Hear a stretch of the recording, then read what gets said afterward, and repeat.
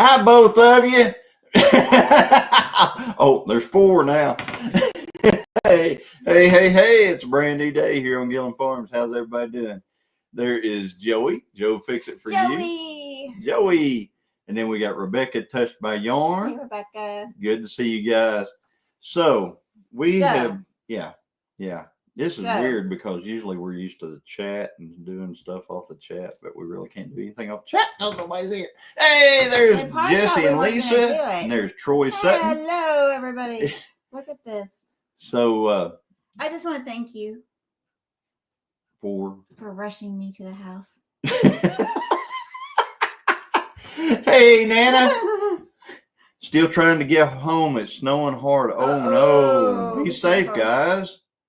Be safe, guys. And there's Tony, our cabin in the woods. Hey, Tony, good to see you. And there's the Bud Files. Ow. Did you hear that? Making all types of noises. Yeah.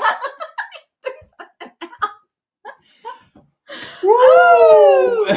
Then we got Lori's prepping for heaven. And Lynn the Okie Dokie. Hey, See, Lynn. there was Lynn. Got to talk to Lynn today. Yes.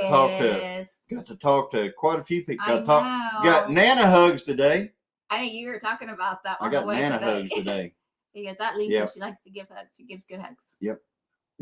So there's Josh at Rivers. I know a couple of Lisas that give really good hugs. Yeah. You know, it like yeah. Oh. Hey, Josh, what are you doing? Do you do this whenever you're on a Zoom call or anything with work? Do you just Then we got, let's see here. No. Hey, Lori. Lori Carp's in the house. Hey, Angie. And Lori's prepping for heaven, saying hello, everyone in the chat. Hey, Virginia. So, did y'all think we weren't going to go live? We thought we weren't going to go live. We thought we weren't going to go live. He made me leave in the middle of a. No, you kept going. No. Yes, you did. You said. I felt bad. We can leave now, and we can make that live. But it was over. We can leave. No, it wasn't when you said that. Well, you rushed out. No. We were right in the middle of the game show. Yeah. And you said, we can leave now and make it in time for lunch. I said, no, we're going to watch this. So we watched it. It was really funny, y'all. It was really great. But anyway, our church had a couples night. It was. And they had the not so newlywed game. It wasn't a Thanksgiving. I mean, a lot of times I keep saying Thanksgiving. Past her bedtime. Yes, it is. I can tell. Hey, Rainy Ridge. Troy Sutton said, hey there, podcast. Sure enough, missed Hummingbird at JL's. That's right. Sorry. Hey, guys, we had a big... there was a big meetup. There was a big meetup, and I missed it. But I got a lot of stuff done that I had to get done, so... We had a big meetup today at JL's Barbecue in Pryor, Oklahoma. We had... Let me go through it, see if I got this. Hey, Rainy Ridge. We had 9 Acre Family Farms and 99 Acres. We prayed for too, Troy. We had Paul Case. What are you doing? What are you talking about? Paul and Anita Case. We had Paul Case Farm. Aww. We had Rainy Ridge. Mm-hmm. We had Let's Trade Paint, Rebel at Heart. Mm-hmm. We had Leonard Mountain Homestead. We had Duncan Family Farms. We had Lynn the Okie, or Lynn the Okie Dokie, or Lynn the Farm Okie, or Lynn the... You just... And then we also had Grumpy.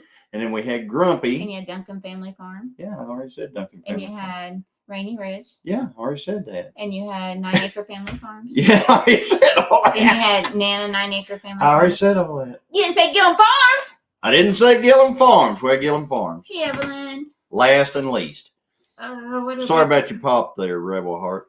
But anyway, what did you do? Nothing. So anyway, Lee. How you were invited? Everybody was invited. If you watched any lives in the last several days, we've talked about. Well, we've talked about going to JL's I didn't barbecue. know nothing about it. Hey, Arlene, you did too. You were in the live. Hey, Lee. There's Fisherman 506. There's Scotty. Hello, Scotty. So, Josh, hi, Evelyn. My adopted son, you get your beautiful family down south and we'll meet up. Absolutely. Yeah, I brought leftovers. No, I don't want no leftovers. Ooh. I did bring leftovers. Hi, McKay. Good to see you. You can't, I mean, almost everybody brought leftovers home. How can almost you? everybody. How can you? Because they're soaked in beans. The beans are great. So, yep, and we missed Tony and Angie. Angie, you should have made Tony drive over there. I mean, just being there. You know, I mean, it wasn't about the food and stuff. Obviously not, or y'all wouldn't have went to JL's. Would you quit ragging on JL's? Golly. So, yeah, lots of leftovers, says Rainy Ridge. So, Tina and Eric, did y'all like it? Hey, Lori Cart, the company. She wants you to say no, and then she'll say, yeah, I don't like it either. They're smart. No. It's good food. It's just, I mean, some of it's good food. It's just nauseating. It is not. It's nauseating. My papa had our leftovers. Yeah. Oh, okay, there you go, good. Lynn. See? Leftovers are good. Mm-hmm.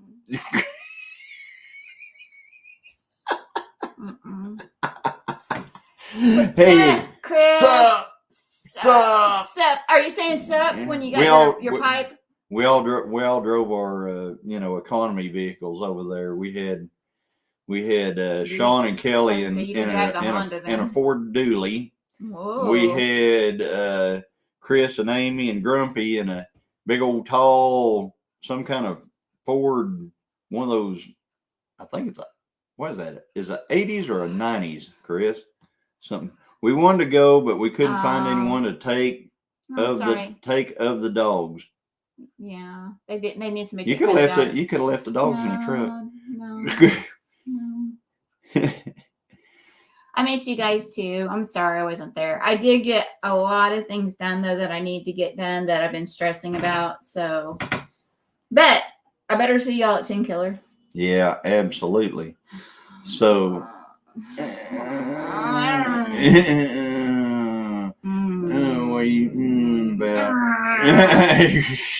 Did y'all hear my arm do something weird a while ago? My intestines are doing the same thing. Oh gosh. Oh gosh. If I can't tell them, who can I tell? Oh, I don't know. If you leave JL's hungry, it's because you did not order.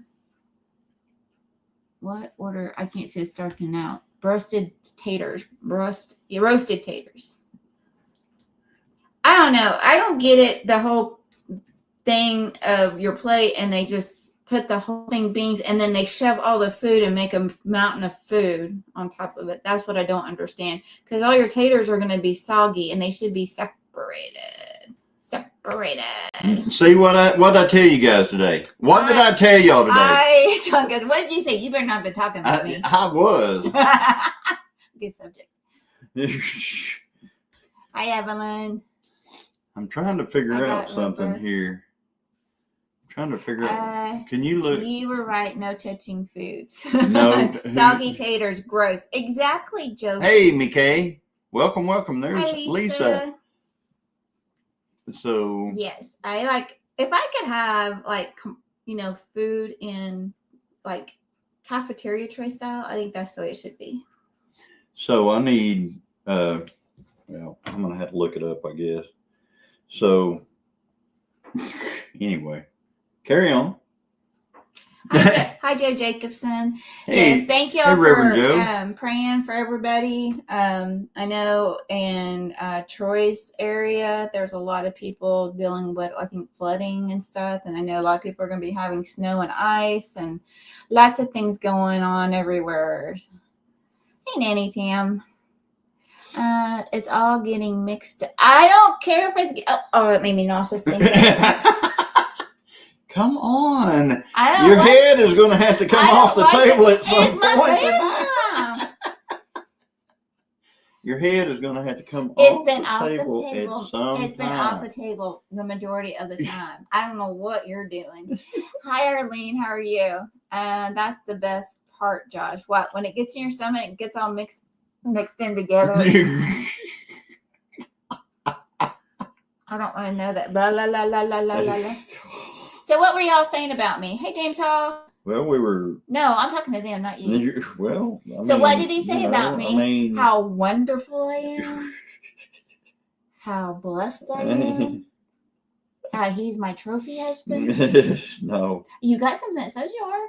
Yeah, I did. I did get something that said that. I love it. Hi, Scotty. Christine will be running to the bathroom soon. You got that right. So, hey, Derek. Good to see you. I hope you're feeling better. You and Regina. Hi, Glenda. How are you? We just got back. We rushed back. That's why we're late. From our church had like a couple's Valentine's dinner. Hi, John. We didn't get any yet, John. Yeah. You said you weren't there and you don't like your food touching. That's right, Paul. Exactly what I said. Well, that wasn't very. That wasn't a very long conversation. That is exactly how it went. How you such a bless his heart, Mom. Such a blessing. I was watching Johnny's auction video before I found this live. Well, don't forget to finish it, Lori. Don't forget to finish it. Yeah, it's a good video, babe. So I love that he got those Jeep seats for me. They look. You might be spilling. You might be spilling stuff. She hadn't watched the whole thing yet. She's got to see it. Never mind. Rewind. Rewind. Hi, Nana. Rainy. So what's everybody did to what did everybody do today? What did everybody do today? Anything fun besides going to JL's? There's a big group of people. I'm trying to find something here. Yeah, you're just wasting time. Who is? What are you looking for? I'm looking for something here. What are you doing? What are you doing? Here, why don't you ask someone who knows what they're doing, and it can make it real easy for you. Yeah. Look how fast this happens. Look here. Hang on, I got it. Nope. I've already looked. No, you didn't. You didn't look in the right place. Well, neither did show me. Bite me. Well, let me look somewhere else then. No. Yeah. No. Y'all just entertain yourself since apparently. No, don't entertain. Yeah, so, you can entertain yourself. Okay. Sorry. Evelyn said she had an amazing day today. My daughter bought me a new vehicle. Woo! Well, congratulations, there you go. Evelyn. What'd you get? That's awesome. Praise the Lord. That's awesome. That is great. Who said that? I saw the whole thing. Evelyn. Oh, that means $10. $10. Yay! Wow. Lori said she watched the whole awesome. thing. Team killer, Evelyn. Hey, Virginia. Lori said she already watched the whole thing. Just a minute, I got something boiling over here. Is that boiling? Yes, it's boiling. Are you sure? Yes. You're making sure a lot of noises. I'm old. It doesn't matter. Timeless. Nope. She's timeless and old. Hey, Glenda, how are y'all doing? Grace and Fire with Glenda and Sir Grace, I suppose. Yep, there you are, Sir Grace and I are watching on TV. I hit the like button. Thank you very much. So, Glenda, I was listening to your live. Yeah, there was even an accident during the video. That's right, there was an accident during the video. Yeah. So if you that person knew they didn't, wasn't going to say anything. Yeah, they weren't. Somebody wasn't going to own up to that. I'll tell you something that is really interesting about that. Hey, Annie, how are you? I'm not feeling the best today. How about Oh, I'm sorry, Annie. I hope you feel better soon. I'm glad you're here to visit. There is 9 Acre Family Farms. I bet they just got home. I'm going to make a video about today, and the title is going to be I got violated at jail. Yeah. If Paul Case doesn't make it first. Who violated? How did you get? Never mind. I don't even phone number. So, but anyway. Well, that'll be catchy. Yeah, Paul Case has the video. He actually has the video. What happened? Who did it? Who did what? I will just wait for the video. Yeah, you have to wait for the video. You know how it works. Wait for the video, guys. Yes. Dale is driving. Dale is driving and texting. Awesome, Dale. No, Dale. Man, glad I didn't go. Me and you both. I will start packing. Yeah. Hey, Derek. Wanda. Good to see you. So let me see here. Start pack. What did Joey say that Derek's going to start packing? And there's Annie. And she's not feeling very good. Let's see here. What did Joey say that Derek's going to start packing? I can't move to Oklahoma. Derek said, I can't. I did. I saw the hope. Let's see here. What did Joey say? What did Joey say that was? I don't know. All I see it going. There it is. I'll come get you, Derek, is what Joey said. And he said, I'll start packing. Dale is driving and texting, and it is snowing. Yep, it's snowing on Dale.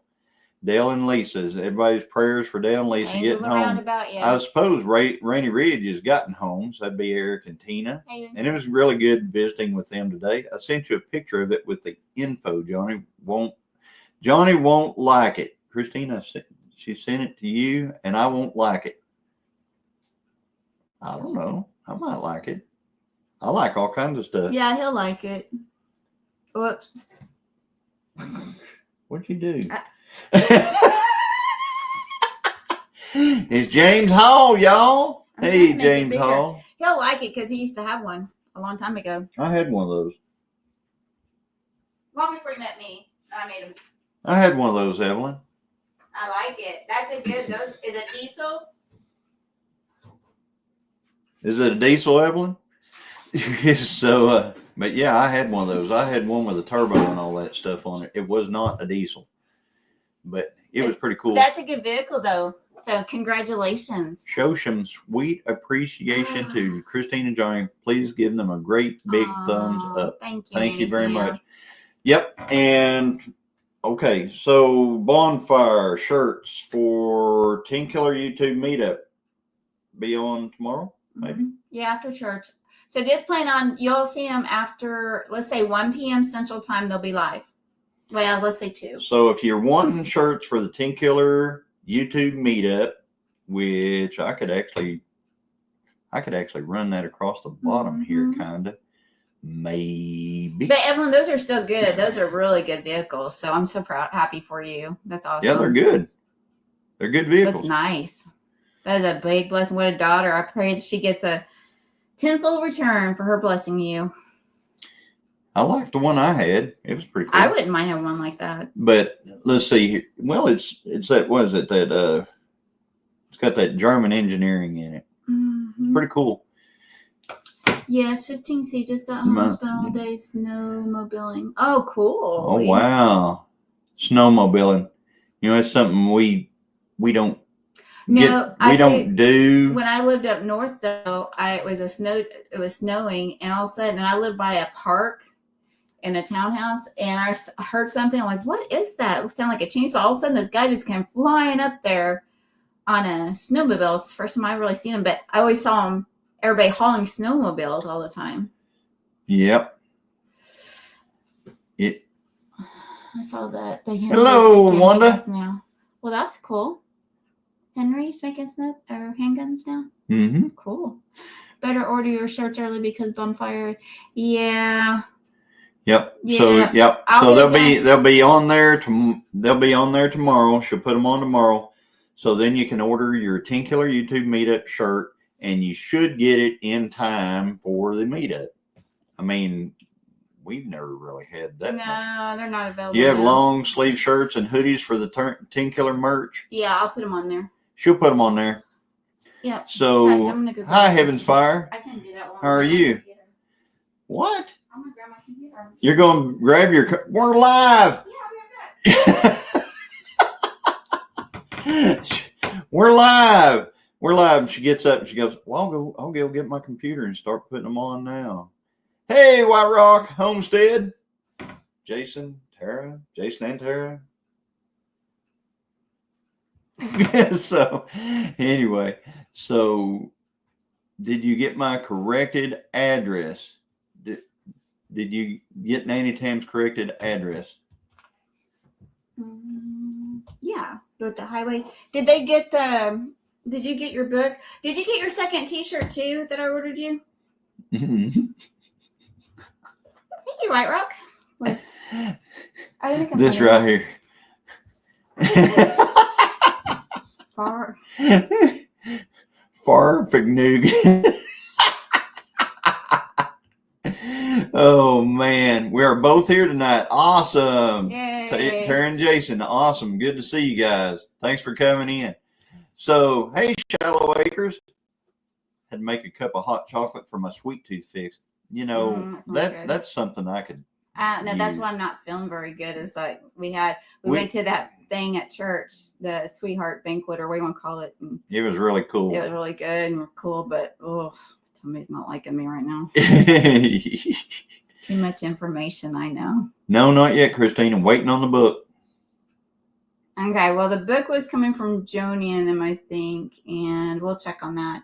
And then your shirt, which one did you get? Did you get which one came in the mail, Mrs. Gilliam Farms or the Gilliam Farms? Now it's your life, Johnny, and she's going to work. Yeah, Reverend Joe. Yeah, that happens. I mean, it does happen. Now she went and got her kind of laptop thing here. I guess she's going to make shirts while we're on this live. So, but anyway, I need to.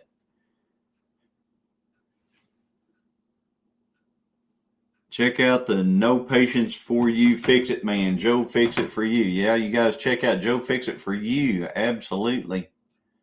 You know, got a surprise for you guys coming up later along those lines.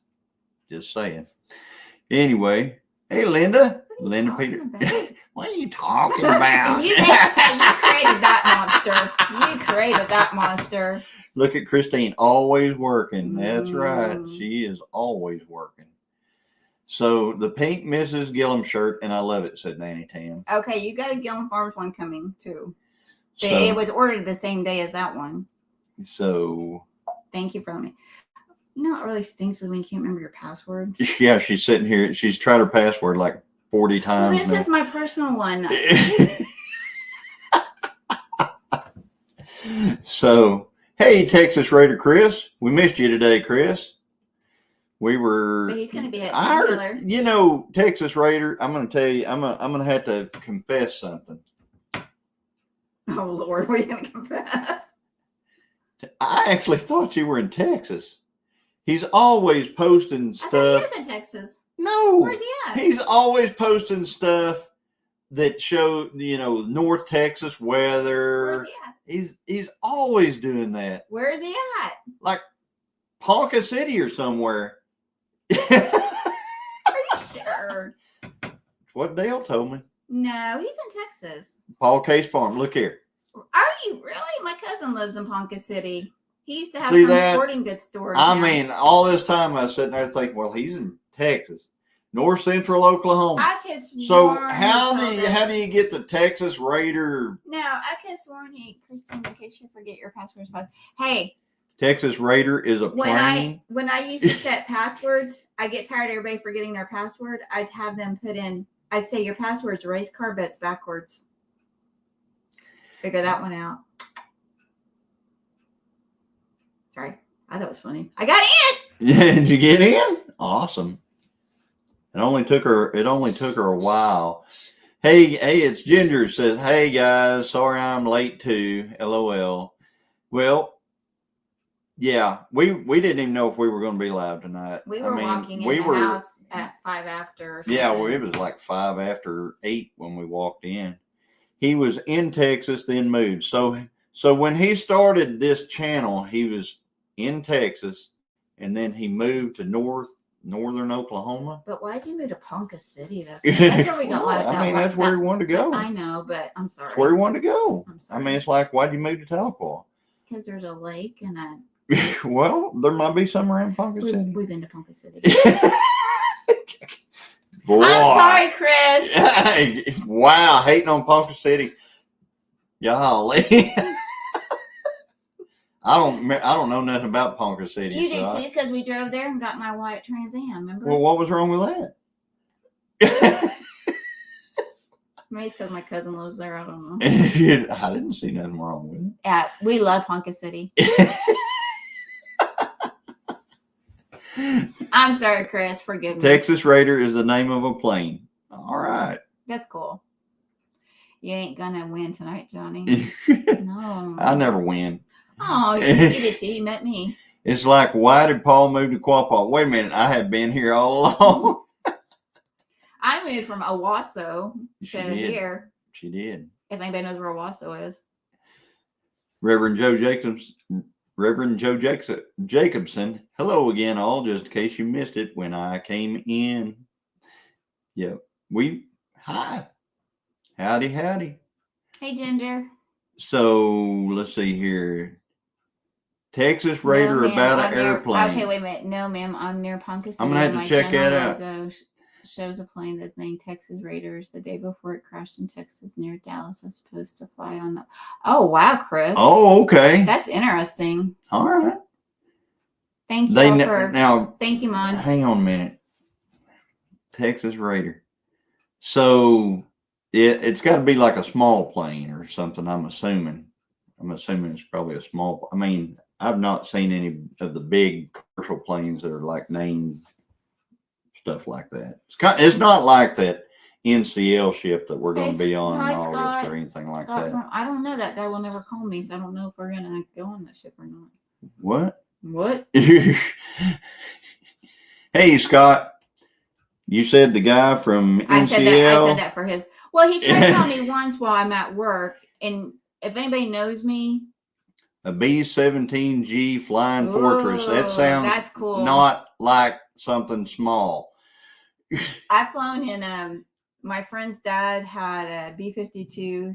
We broke down those planes, and we would sell the parts. So I flew in went to a lot of fly-ins. But anyway, I got to work with a lot of B-52 stuff. I thought it was pretty neat. World War II plane. Mm-hmm. So I'm assuming that's a prop plane.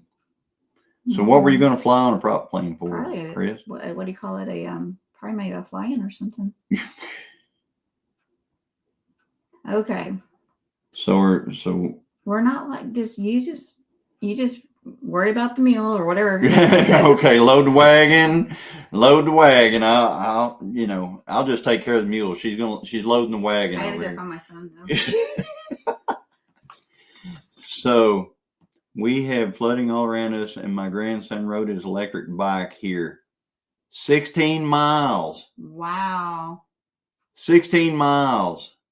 Wow, Nanny Tam. 16 miles on an electric bike. Oh. White Rock, could y'all ride 16 miles on them bikes?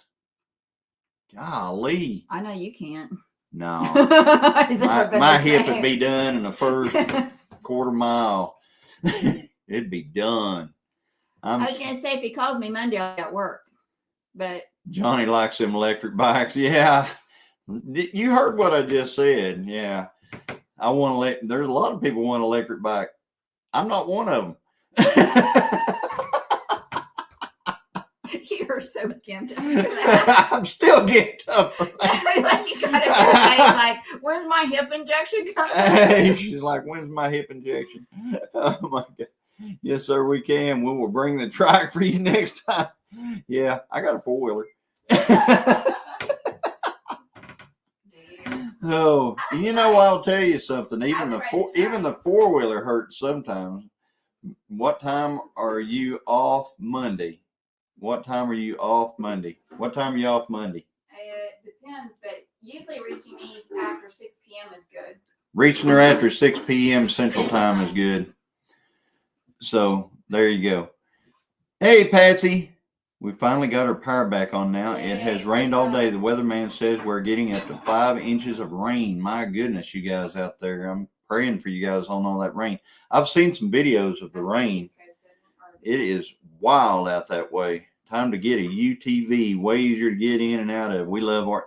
Yes. A UTV. What's a UTV? A side-by-side. Oh, yeah. So, yeah, that would be... The only reason I don't have a UTV, well, for one thing, is because we're poor. But the other reason is because we're poor. But the third reason is because we have like 2 4-wheelers, and I'd have to to where I go, I'd have to have a UTV that was like really growing. I know Polaris makes some that are the width of 4-wheel now, and it would have to be something like that because I need to go places that, like, when I go between the trees, Junior can tell you about a spot on our property where I have to go between trees in my truck, and it's basically you scrape both mirrors as you go through there. And I'm talking about between tree trunks, not limbs. I'm talking about right between it with the little bitty truck. Fourth reason, Johnny is still looking for his $2. Yeah. Give me my $2. Give me my $2. We got heavy rain coming overnight tonight, says Lone Cross Scotty. Come down big time. Got to have a pontoon for yourself in those areas. That's right. So we're getting snow or ice. What, tonight or tomorrow? The snow comes in Tuesday. I understand. I think during the day, maybe Monday night, starting Monday night, Tuesday night. Our areas in that, I think they're calling for 5 to 8 inches or something like that. I'd rather have snow than the ice, though. Yeah, it's probably snowing here right now too, Snow's Amy. nothing but a thing. When we drove in, it was like right. Oh, is Amy getting snow? Yeah, it was right at, I think it was 33 degrees when we drove in, and it was raining. So I figure by now it's probably snowing. What did Ginger say? Nope, at Joe Fix It Pier, you will flip on ATV within 2 minutes of a ride. Now what? Chainsaw just saying trees aren't in the way anymore. Nope, dozer. Trees aren't in the way anymore. I keep telling Rob I'm hoping to find a broke down UTV that we can rebuild. Hey, I find them all the time. I go to auctions all the time, and they have pretty well broke down UTVs at all these auctions. It's amazing. Every farmer at these farm auctions has some kind of a UTV. Well, I can see. They all have them. I can see why, though. And then, unfortunately, most of the auctions I go to, state auctions, are because they passed on. The farmer passed on, et cetera, et cetera. So they've always got a broke down UTV somewhere. I mean, it's, it'll run if you do about 100 things to it. It'll, we'll eventually get it running. Don't give you something to do. Good content. Well, yeah, but I got a Jeep. I got a 77 Trans Am. I got a 69 GTO. I got a 78 Trans Am. I've got, there's a bunch of stuff here that we already got, and I got both those ATVs that I got to do work on. And so, how old are those? We've had them forever. 2009 and 2011. We bought them new, but we. Yep. 2009 and 2011. They rode hard and put up with. Might as well buy a Jeep, says Joe Fix It for you. Hey, guess what? Got one. We bought a Jeep. So I know. Thank you so much. And we got, maybe something. We're starting to gather stuff for it. Hold on, Amy's here, says Reverend Joe Jacobson. So yeah. I have a 2007 Chevy truck with 67 miles on it, and wow, 67,000 miles. Wow. I have 67,000 miles is pretty low miles on stuff nowadays. So if you drive it like very little, it might do it. I have a 2005 7 Nissan Xterra with almost 300,000. We've got the 2012 Honda, which is our newest vehicle, with right at 300,000. Yeah, it's made a lot of trips to South Dakota. Yeah, they both made a bunch of trips to South Dakota. But we got our 2004 Ram 3500's got what's it got, 230,000 or something like that on it. We ain't scared of high mileage. Don't bother us none. Something wears out, you just replace it. The only thing that scares me is getting in and out of the Honda because it's the low to the ground. Just fix it. It's a Chevy. It'll outlast any Dodge. Yeah. Keep telling yourself. Keep telling yourself that.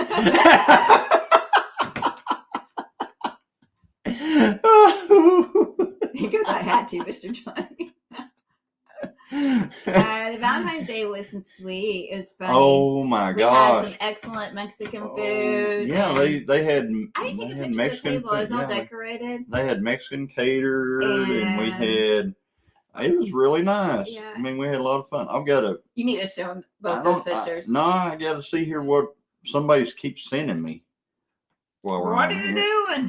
What are you doing? We had a great time. I don't know. I just got a picture of a truck.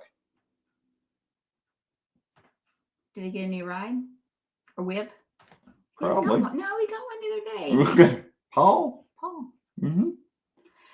My old red Dodge had 239K and 10 million build hours. Yeah. And then I get a picture of another truck. Snow on it. There's snow. He's getting snow. Snow. Yeah, I see snow on the truck. Oh, is that what it was? There's snow in Quapaw? Okay. Sorry. we were like, that's just the way we roll.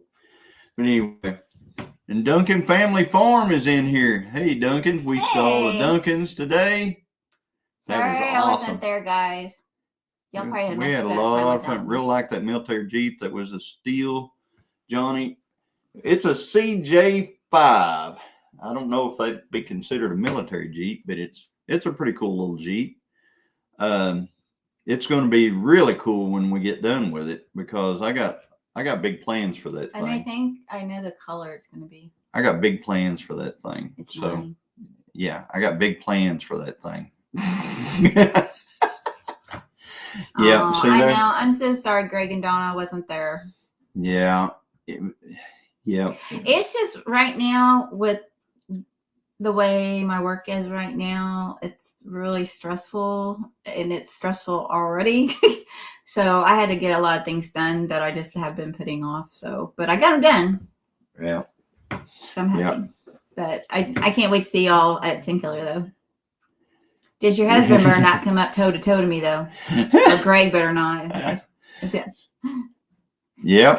Got her Jeep loaded with a skid steer. That's right. And painted Kubota orange, says Joey.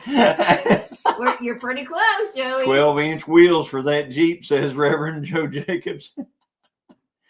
Well, the power plant, we got plans for a power plant for that. The thing about a Jeep, especially a CJ5, is it doesn't take much to move it. Let's just put that. Yeah, if you can keep it, never had to take it to the shop for repairs so far. I'm just breaking it in. Never had a tune-up yet. Wow. Yeah. Well, things that you'll have to look out for on those type trucks or transmission and transmission mainly, but water pumps always, that's always a thing with any vehicle, no matter what you got. Hey, Avid, how you doing? What about a timing chain? That seems to always be a scary thing. Well, not on that. I mean, it's probably not good. It's not going to be an issue with that. Let's just put it's not the same type of timing chain on that as what you're talking about. Oh, okay. Because the chain on like the Xterra is like 4.5 feet long. So that's that's when you think about. So some vehicles have a chain and then some have serpentine belts, right? Or whatever they call that. Well, some of them have a belt drive, but what I'm getting at is he's teaching me mechanics, people. The timing chain on like say my GTO or something like that is short. Oh yeah, mine's not very long. Mine's yours goes into the yeah. No, I've seen it because I've seen some of those. Yeah. So we'll be getting 4 to 9 inches by Sunday night, says Lori. Wow, y'all be safe. Everybody be safe this time. We're all getting hit with something right now. I'll tell you something about that. Yeah, we have problems. A lot of times we leave the hood up. You can set a bowl of gas. A lot of times under the hood. Sometimes that'll help. Mothballs, you can put that around. Hey, Miss Ann. We don't have any cats or dogs or anything like that, so we have a lot of options. Watching from the bushes with as far as what we can do. And his hands here. Spray peppermint. Show the shape of that time chain again while I sing Pretty Woman. Pretty Woman. Joe says spray peppermint oil. Yeah, peppermint's another thing too. Yeah. But me, I just throw the rat poison to everything. I just, some people won't do it because they got cats and dogs and different things like that. But we don't have any of that, so we just let her rip. Tater chip. Avis said hot sauce works. Cool. There you go. So, but I know, like the guys down there at deer camp, they, everybody's throwing mothballs everywhere. They've also said keep bears away. I don't think it does anything for anything because. Oh, another thing is dryer sheets. No, they don't work either. I think they do. I think they like to chew on them. Irish Spring. She said they like Irish Spring was supposed to work. They just like to chew on it. Me, the rat wins every time. Yeah, I think peppermint's probably the next thing we'll try because I had chicken, so I'm scared to use mothballs. Well, I'll try that. The peppermint spray. Okay. Yep.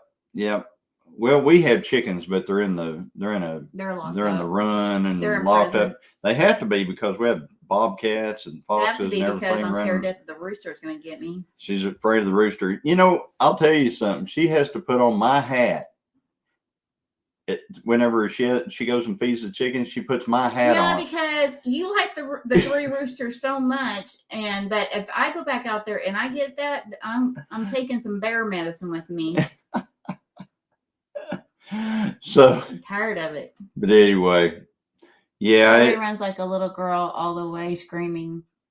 I tried the Irish Spring soap, dryer sheets, and mothballs. Never worked great either method. I've not found anything to work. I honestly haven't. I mean, I'm willing to try the peppermint because it can be overwhelming. I'll tell you one thing. Rat poison. So I'll tell you one thing. Toyota vehicles, in their infinite wisdom, they had decided that they were going to make they were going to go green. Okay. They were doing the green thing. Woke. So no, green. They were going green. So what they decided, and this was a while back, this was way back, they decided that they would make instead of putting plastic on the wiring, they would use a product it's basically made from a peanut shell. It's a sheathing that's made out of, it's an organic cover. Okay. And mice my goodness, they would chew every single wire out of a Toyota vehicle. That's another good one. That's a good idea too. I've got all this stuff that stinks your room up. Yeah. I have the mice traps that stick, those are good. Yeah. Proof on his video. Yep. I got a video that shows all that. I would rather use that. 12 gauge works. Because whenever you put, poison out, they're going to go somewhere and. No, they're not. Die, aren't they? They're going to die, but they won't stink because the poison dries them out. Oh, really? Yes. That's what I've been telling you.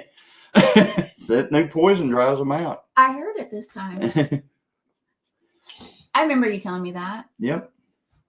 So, they make that bar bait that I use. It actually dries them up. Well, one year, Joey said they do it the Ford too. 1 year we had my Xterra. I think the Honda had something and something else had where I think it's first year we were living here.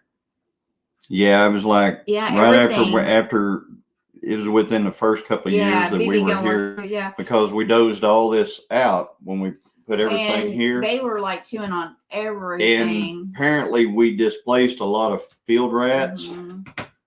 And apparently they weren't real happy about it. So they decided, well, we got to live somewhere. So they decided to live like in our vehicles. And dynamite leaves no smell of a dead rat. I like that. I hate rats. I hate mice. I'd rather have a snake run around loose in my house than have those things. So, BB gun works, says Patsy Guthrie. BB gun works. Mm-hmm. BB gun. Anything goes kind of pow. Works real well. Small dish antifreeze will fix mice and squirrels. It will. They like it. And it smells so sweet. It does. It's not good for dogs and cats, though. No, it's not. Well, it is and it isn't. Let's just put it that way. So, but anyway.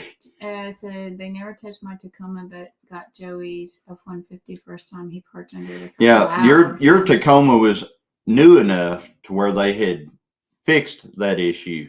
After they had some complaints. But I'm telling you, those Toyotas that they made back in the 90s. Oh, no, never mind. Those 90s Toyota Tacomas that you the littler trucks. I mean, they were even littler than the truck you had. Kind of like Ranger size. They wore them things out. The mice and rats did, because that is the era whenever they were doing all that. I told you it wasn't now. Whenever it was back when they were doing their little thing, and they figured it out.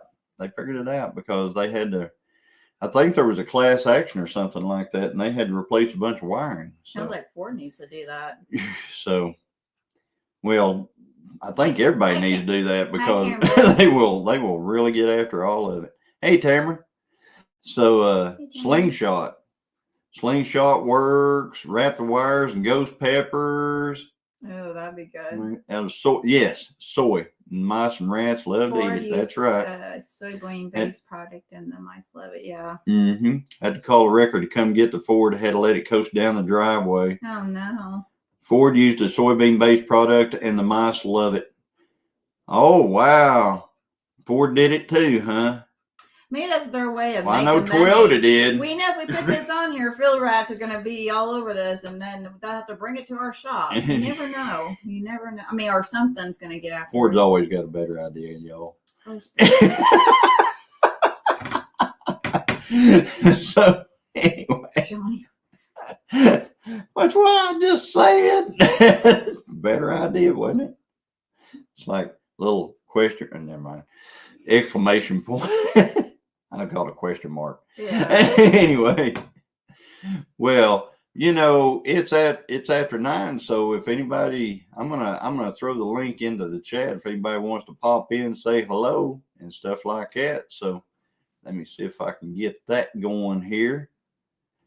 And I got it copied. And if anybody wants to pop in, here it comes. Yes, I have owned Fords, James. You want me to tell you the one about heated tailgates? I only had one Ford, and it was a little Ford Ranger. I bought it brand new, which was really probably not so smart of me, but I loved it. It was a good vehicle. He liked it too. Hey, we got a visitor. We do. We've got somebody brand new. Have you ever done the Chillin with the Gilliams? We have somebody that has never ever been up on Chillin with the Gilliams. Yeah, so he doesn't know that. He doesn't know the password. This is the password. Yeah, you do. Chillin with. There's the password. As soon as I see you doing this, he's like, "I'm not doing that." We're waiting on the password. We ain't getting no password. Well, I was going to put in some orange hearts. Hey, Chris, how are you? Well, we got snow here already while y'all were out there eating barbecue at JL's. BBQ, right. That's right. We had some good barbecue. We had some good folks in the, that showed up. It was a lot of fun. It was kind of like a mini meetup. And I think some folks have actually put it on YouTube, a picture or something. Lynn, the Okie did. Yeah. So, Chris, you forgive me, right, for talking smack about Ponca City? Well, anyway, I don't live per se in Ponca City. Amy and Chris know where I live from Leonard Mountain, but that's what YouTube, for reasons I have, and that's what it is. Oh, I gotcha. And yes, right. Howard, you haven't either. And so, but what I was going to make clear is that that B-17, which I was going to send you some pictures, it is a World War II aircraft. It is a 4-engine propeller driven.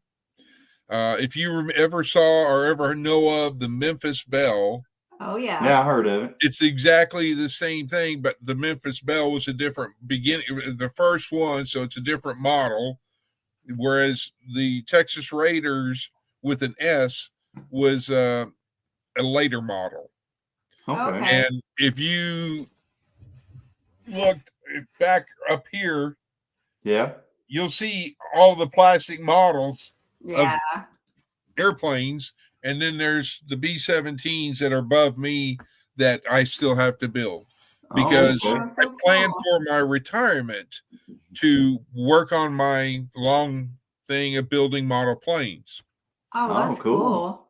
But then I discovered YouTube. Uh-oh, yeah. That went out the window. Yeah. I mean, you know.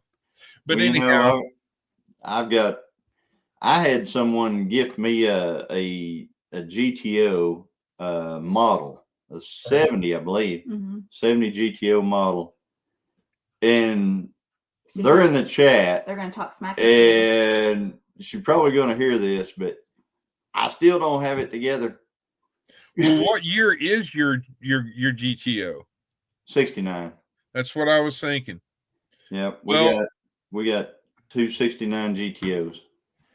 Because I have been saving pictures of your GTO, the ones at least I can find, and I had thought, you know, one day I will get a 1969 GTO right after I get my father's 1969 Chevy SS El Camino. Oh, cool. That he had that I was like drooling over.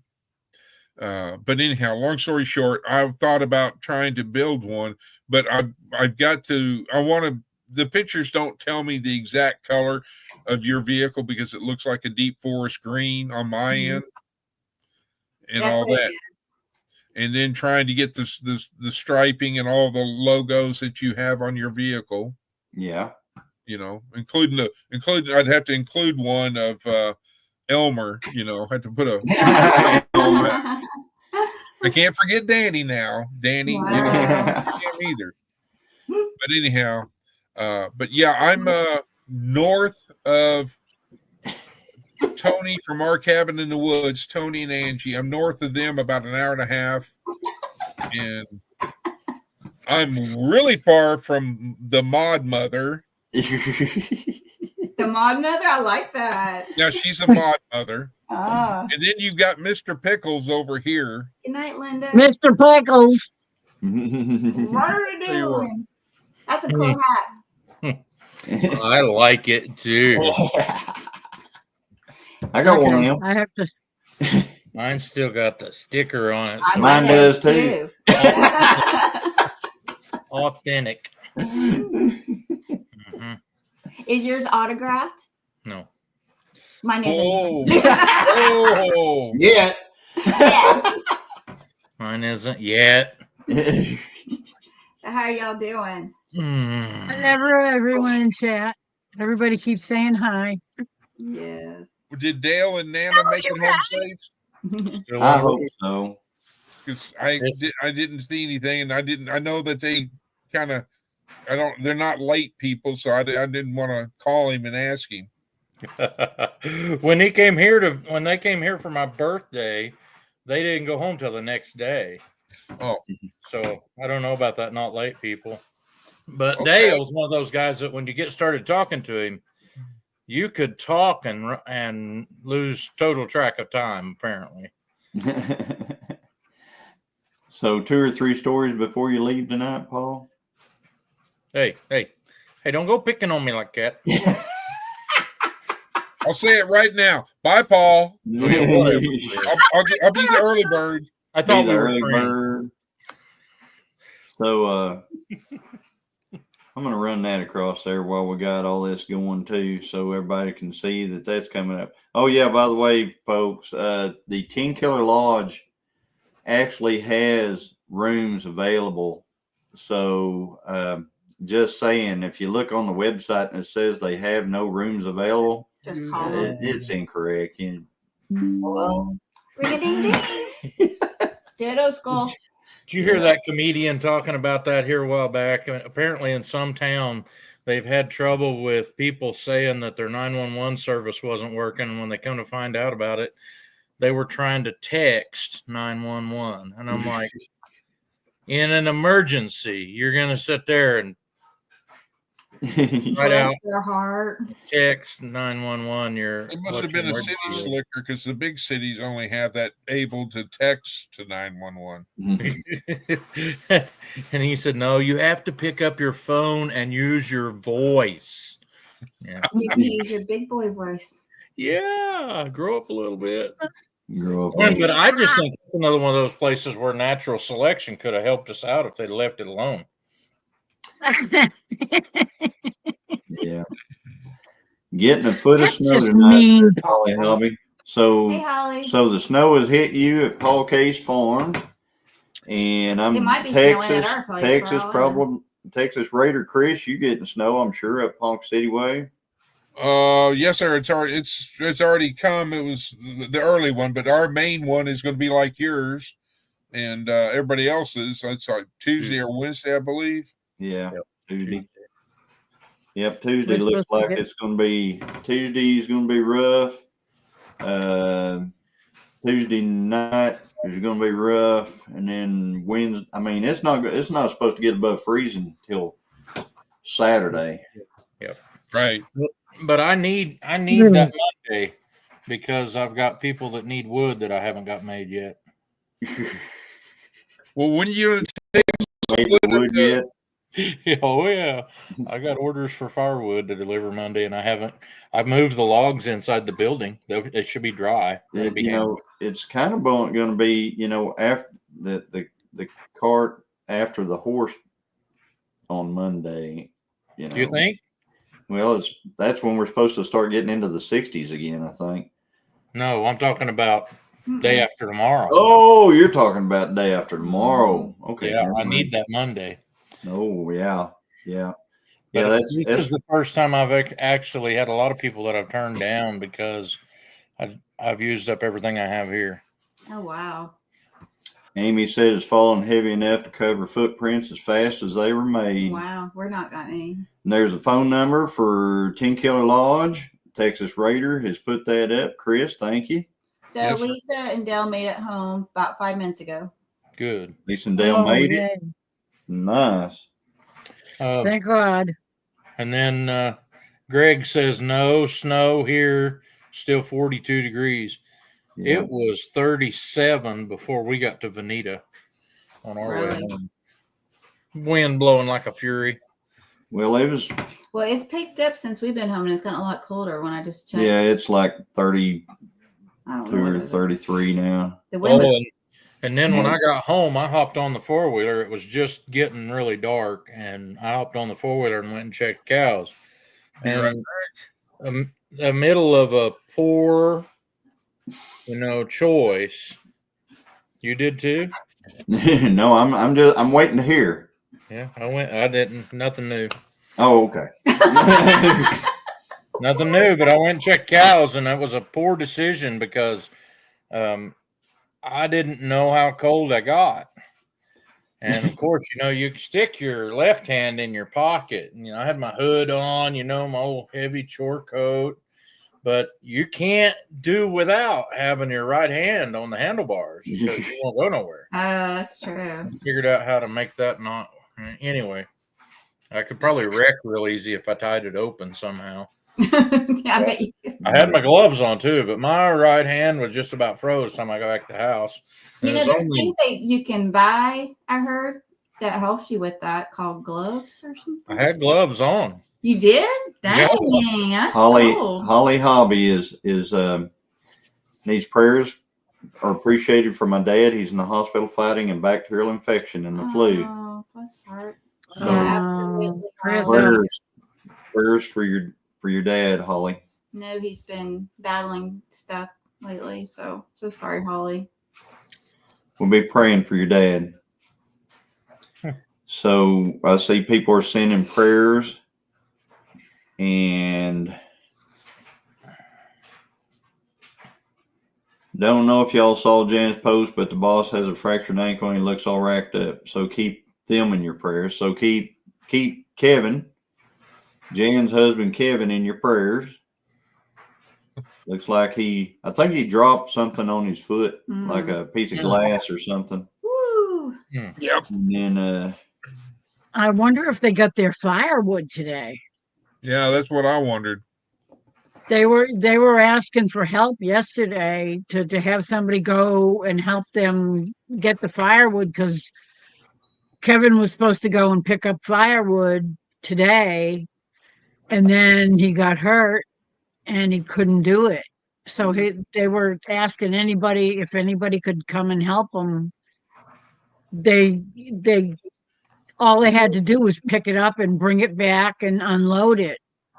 And Jan can't do it by herself, and they were asking for help yesterday. Oh, I hope they got some help.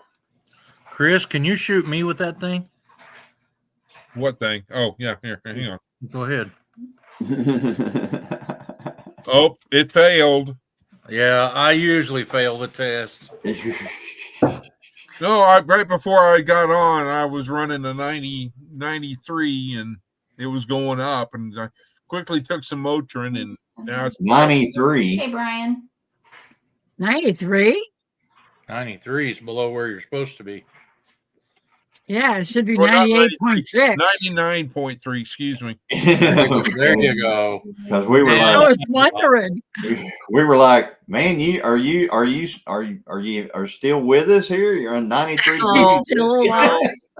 Because I've got Trey over here on my phone, because I've been keeping. I have radar apps and weather apps and all this other jazz.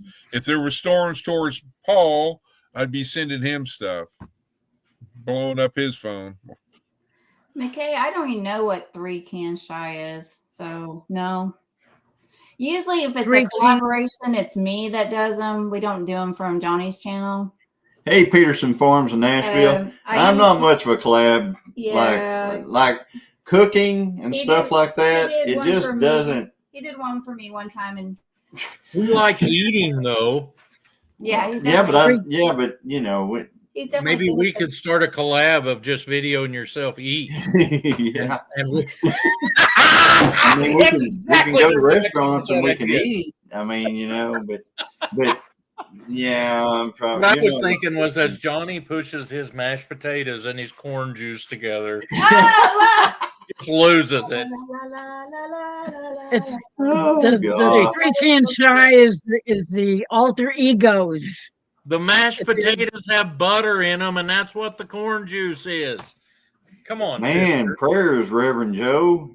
If your temp is off and below 92 degrees. Well, my temp when I came back from checking cows was something just barely above 37 on my right hand. And the places where the four-wheeler got me wet were about that cold. But I come in here and pulled my jacket off and hung it all up. And then Nita's like, I got to go watch the grandkids. So she kisses me and she's like, your nose is cold. Like, no. Hi, Peterson Farms of Nashville. Welcome in. So my hands are always cold and my feet are always cold. So I just go give Johnny a hug and my hands get warmed up. Yeah, but she didn't tell you how she gives me a hug. No, I think they figured it out. Well, that's what they got overloaded with today. Let me tell you. All her hands are, you know, like they're not there. This would be all right, but they're not here. They're like under all this. Yep. So the snow has just arrived. Where here? Here. See that little thing that's beeping? That's us. So it's just gotten here.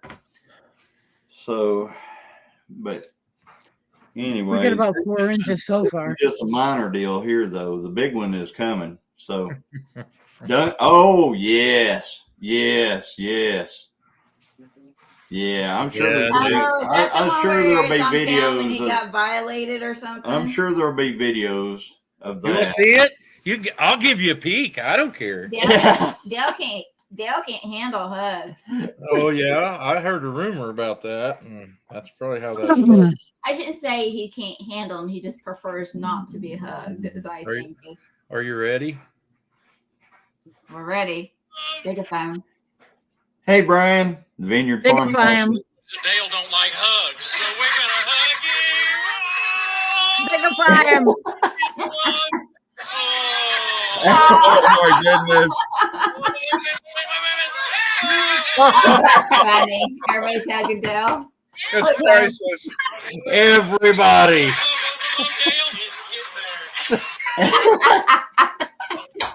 Dale hates That's hugs. priceless. I'm sure he does.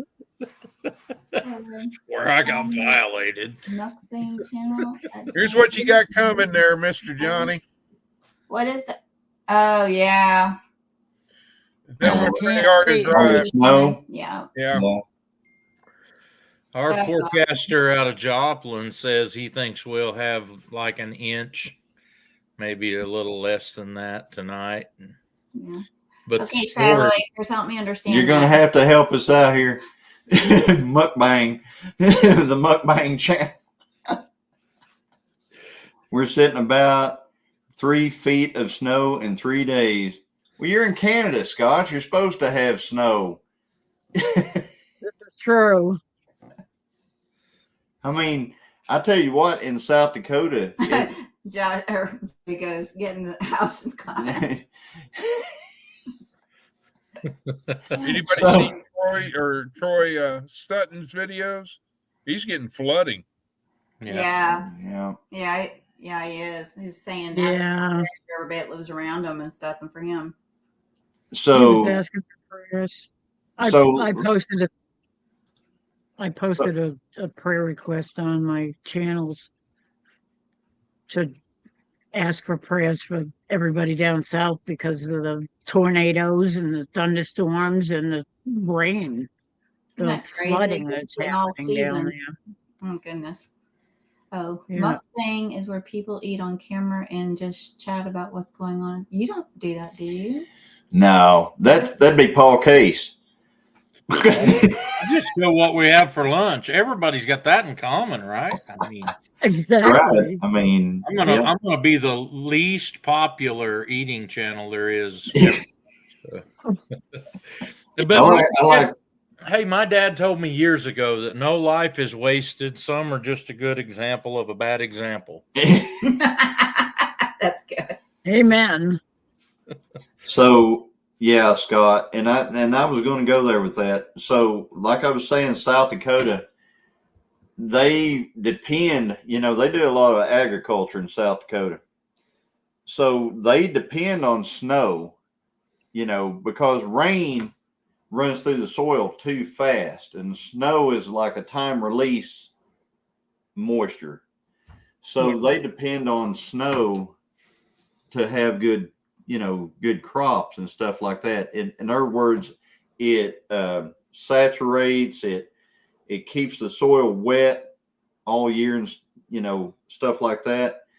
But if they only get rain, it's not near as good as if they get snow. So they count on snow. And yes, lots of snow stops fires, right? And, a good time to burn stuff is when they're in the snow.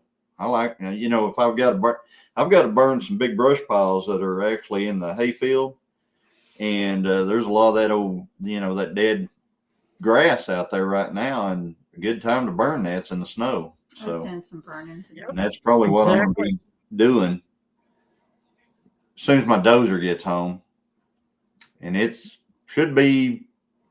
It needs to come home. It probably next week, I imagine. So should I put that on the front and the back, or just the back, or just the front? And I can do. I don't know. Ask everybody in the chat. I don't know. She's asking, do you like the big logo on the front of the shirt? Or the back. Or do you like the big logo on the back of the shirt and nothing on the front? Well, we could do. If it's only got one thing on it, it's going to be on the front of the shirt. Yeah. I like it on the front And myself. then in the back, it'll say 2025 or something. I'll do something like that. It's just it's a lot of colors for bonfire, apparently. They're saying they can't do it? No, they're saying they can do it. Okay. I just don't know. Let them do it I then. don't know how expensive the shirt's going to be, though. It don't matter.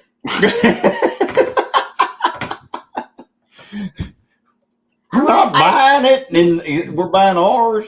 I know, but I want to make sure they're affordable for everybody. He ate whatever he wanted to. We I mean, didn't you have put any it on control. there, and I mean, it ends up Okay. because we don't make Yeah. any money off these No, shirts. I'm that's just not saying good. we don't make any money. So whatever they are, they are. So it's the logo. I mean, we haven't got any options. We're under a flash flood warning, says Patsy. Well, Nanny Tam's under Yep, front, possible everybody likes tornadoes.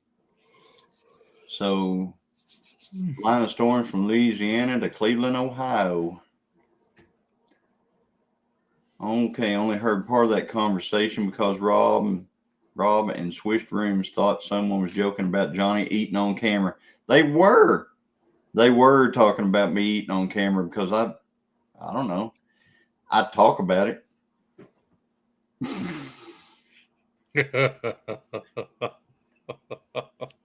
That's Kristen. All right, I can't help it. Here, I can do better than that. He doesn't know who he's pointing to.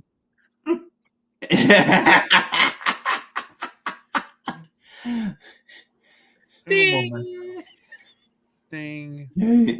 Yep. So, yeah, you're gonna have to point the other way. Yeah, you're pointing the wrong way. You need to marry the camera or I something. understand now. It wasn't me that was giving Johnny a hard time. When were you So it eating wasn't everybody on panel. I have not been eating I on didn't camera, do but I talk about going to places and eating. Okay. I always do Oh, that. our daughter told us, our oldest daughter, she was at the banquet tonight with her husband and some friends and stuff, and she said she went into Johnny's favorite place to go eat in Tahlequah, which is Jose's. And she said they came up to her and They said, came to her. What I they don't say? even know how they know she's my daughter, but they went to my they talk to daughter. her all the time though when she goes. I mean, she's been in there a couple of times. Yeah, and but they don't say eat something with like, me. Where's your dad? I With know. green hat, I too.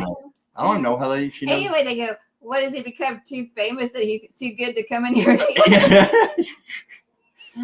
I don't go in there much. We went in there a couple weeks ago. It Was wasn't she couple wearing a weeks green ago. camo hat too? No, it's been a month. It's been over a month. Huh? Do what? Was she wearing a green camo hat or something? No. I don't know how they. We've been in there with them a couple of times for like We Johnny have not. Johnny Lee. We have. I got pictures. I got evidence. We have not. Okay. There she goes. She's on her phone looking for evidence. I love Christine's back and front and so soft. FYI, it's my very first T-shirt from anyone. Couldn't be more tickled. There you go. You got it. I gotta find out where your Gilliam Farm one is, though, Miss and Nanny Tam. So yeah. So anyway, yeah, it's gonna be on the front. Yeah, it's gonna be in front. I'm gonna put something on the last year. I was trying to find what it looked like last year on the back because I want to do the same. But anyway. So boy, I tell you what, today was a good time though. I mean, we had, I don't know. Well, I was a little upset because we had to get up and go before I could share any of my political opinions with everybody. And well, you got to do that. a lot of fun last time I shared my political opinions with everybody, and it wasn't anybody. It didn't bother anybody there, you know. I tell you what, if you did, Amy, they'd know exactly what was going on. I'm telling you. Do we need to register for 10 Killers, says Duncan family? What you need to do, you see right here at the bottom of this where this thing is scrolling across here, where it says 10 Killer ET Meetup, which means 10 Killer YT Meetup at gmail.com. Just send us an email letting us know you're coming so that we're kind of just going to put out a deal saying, you know, these folks are coming, you know, it's as we go through our lives and stuff like that. Now I plan on doing my first live from 10 Killer, going down there and showing everything around. I'm going to show the hotels. I'm going to go by 10 Killer Lodge and talk to them and stuff like that. It's going to be not during the snowstorm. It's going to be, it'll be the week after next. Hey, Teresa J. Because it is next week. I'm probably going to be breaking ice every 2 hours. No, it's So, Yeah, we get. Yeah, we're not. Jesse posted. Yep. And Jesse said email RSVP at 10killerYTmeetup@gmail.com. Thank you, Jesse. Thank you very much for that. And so, yeah, that's what you do. You just kind of let us know. We're going to start showing the channels that are going to be coming, kind of like MT Homestead's doing for the Mid-America Meetup and stuff like that. But I can tell you right now, no matter who comes or whatever, we're going to have a good time.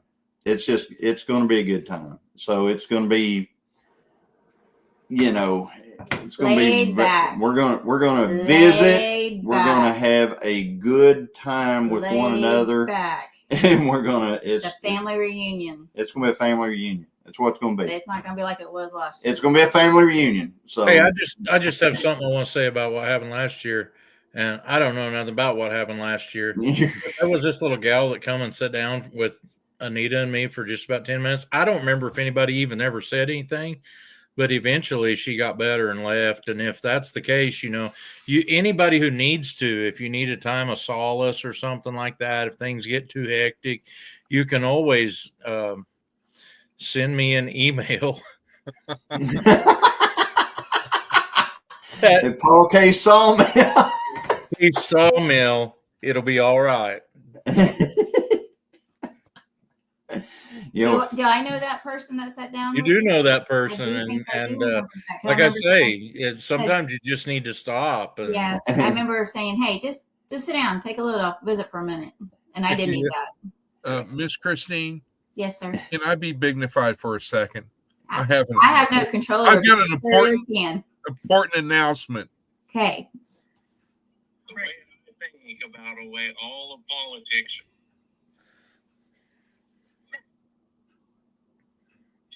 I absolutely agree with everything you're saying.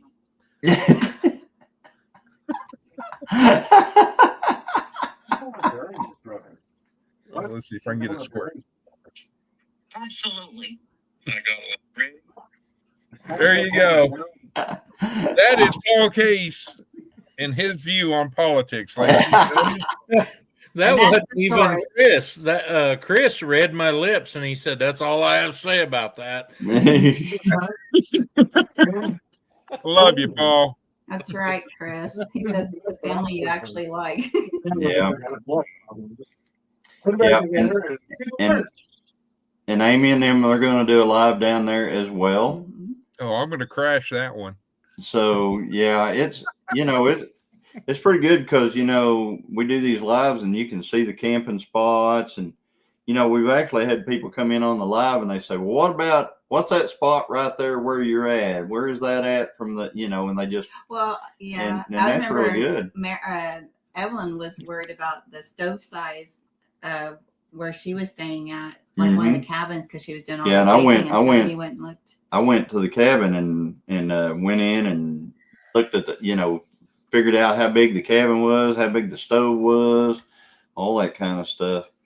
So you remember last year when I went down there, we was looking at the map of how to get there, and Anita shows me that, and I'm like, "Where are we going into here?" Because all the land across the road from it has buildings, and it's like this 100-acre compound or something like that. And I'm like, "Are they making bombs over there or something? Does anybody know anything about that?" It's a nursery.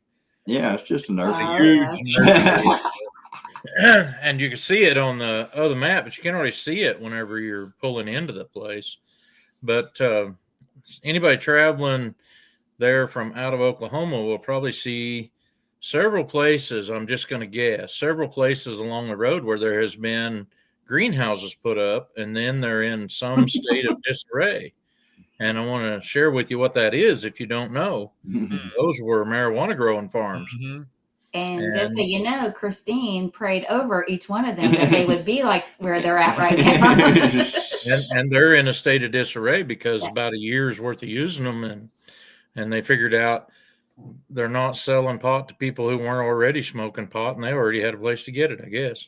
Well, the deal with the ones around where we're at, it was actually going out of state. They were growing it, and it was actually going out of state. and out of country. They didn't have all the proper permits. They didn't have, and mostly, you know, without getting, you know, it was mostly Chinese grows. And so, but yeah, there's a lot less of them. Let's just put it that way. And I'm going to continue to pray. I'm going to continue to pray. There's some of them around me, and people figured out what has happened there, and it is a group from a big city that got together and bought some land and then built a bunch of those grow houses on it. And their grow houses are in the same shape. They used them for a year and then no more. And so even the ones that were already dealing in dope in major cities around figured out that don't work the way that they thought it would anyway. The only one that probably ever really made any money off of is people that sold them the greenhouse kits. Probably. Well, yeah, well, they, you know, all of them around here got busted.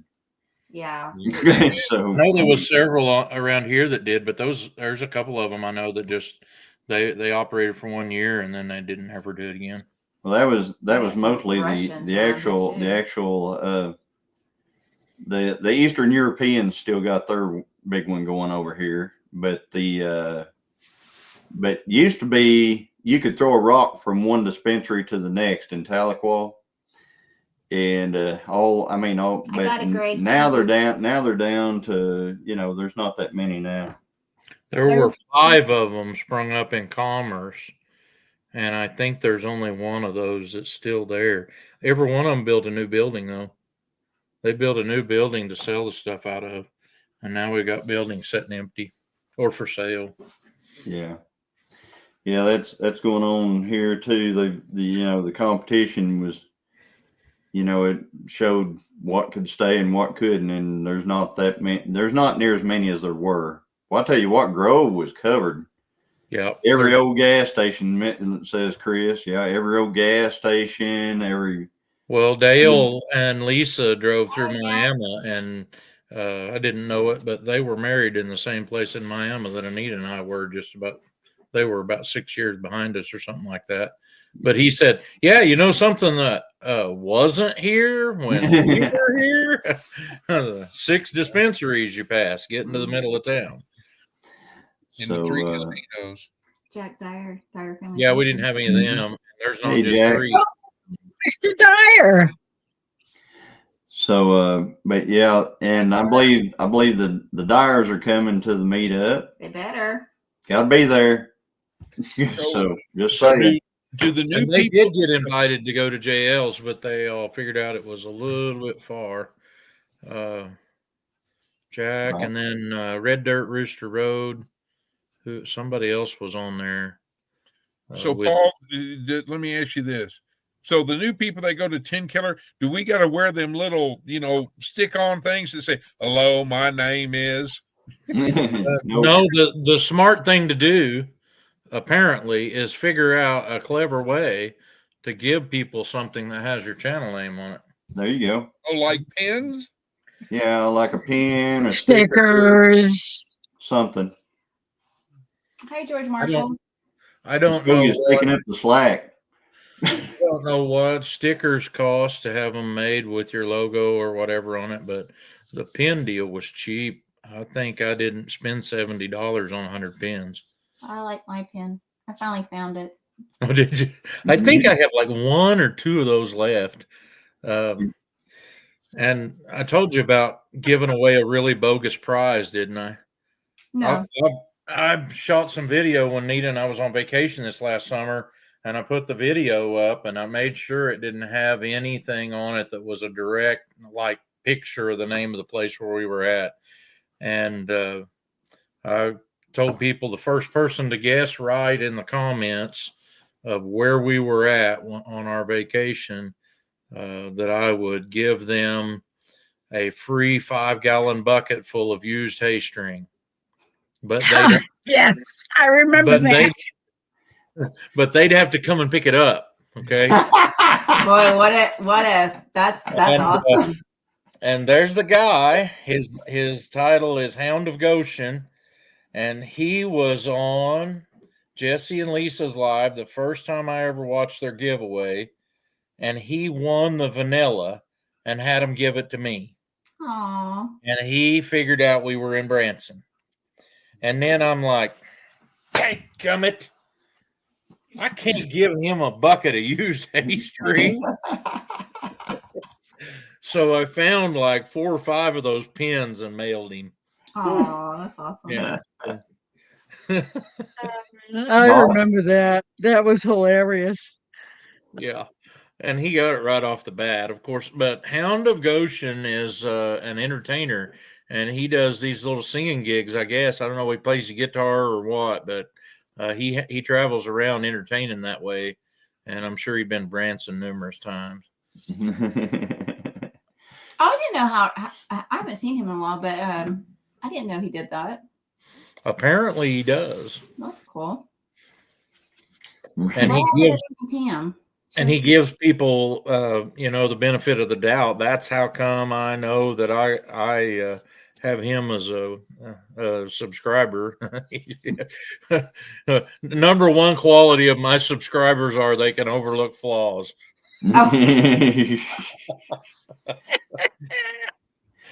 Josh says, "Wait, who's giving out Whataburger?" I'll tell you about Whataburger. There's there's Whataburger, which we have a Whataburger in Tahlequah. Okay, You do.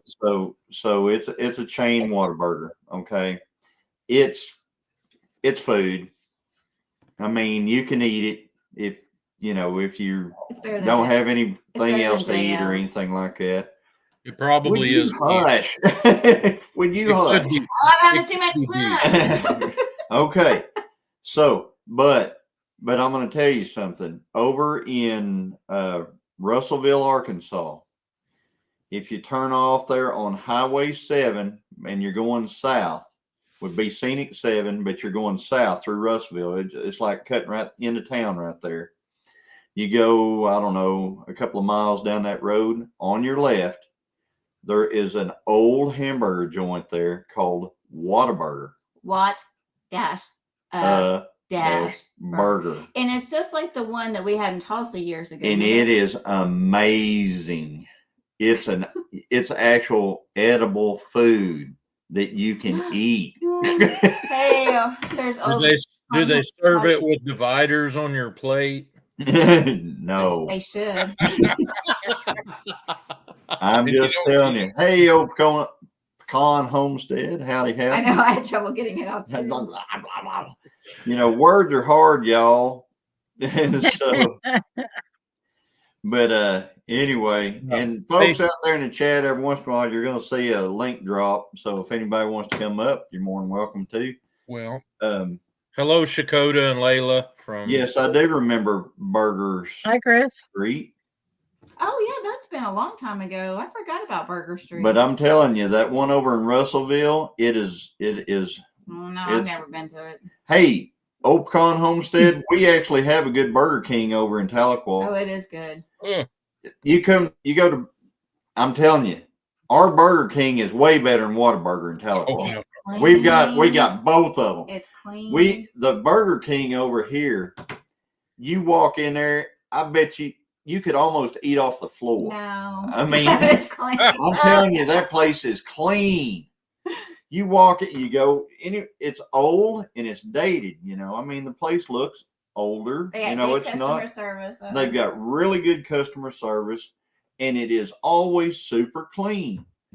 And so, it's starting to sound like Porky Pig. Yeah. So whip. So. What part you get to eat it on. So, but anyway, but it's actually really good. The Burger King in Tahlequah is. So, I eat there by choice. I mean, there's a lot of places I could go in Tahlequah. And there's another place there that I kind of like to eat. No wonder Jose's is getting jealous. I kind of like to eat it. Carl's Jr. I see somebody's got their hand up. But I probably won't eat at Burger King because they want to serve something and call it a burger that ain't a burger. They do have that. Yeah, it's what do they call that thing? I don't even care. Yeah. Burger. Those make-believe burgers. Good, yeah. Our daughter and son-in-law, they love that place. I am not a fan, but it's because it's spicy. Ugh, yeah. But Well, it is good. It is we- good food, but it's we not. had to drive by a really nice. You don't like much of anything, though. Yeah, you're lucky I'm married. We drove by a really good Oklahoma barbecue place in Afton, Oklahoma. There's hardly anything else in Afton, but True. this one, the name of it is either Nowhere on Route 66 or Now Here. I can't tell which one it's supposed to be, but it's one of those two, Now Here or Nowhere.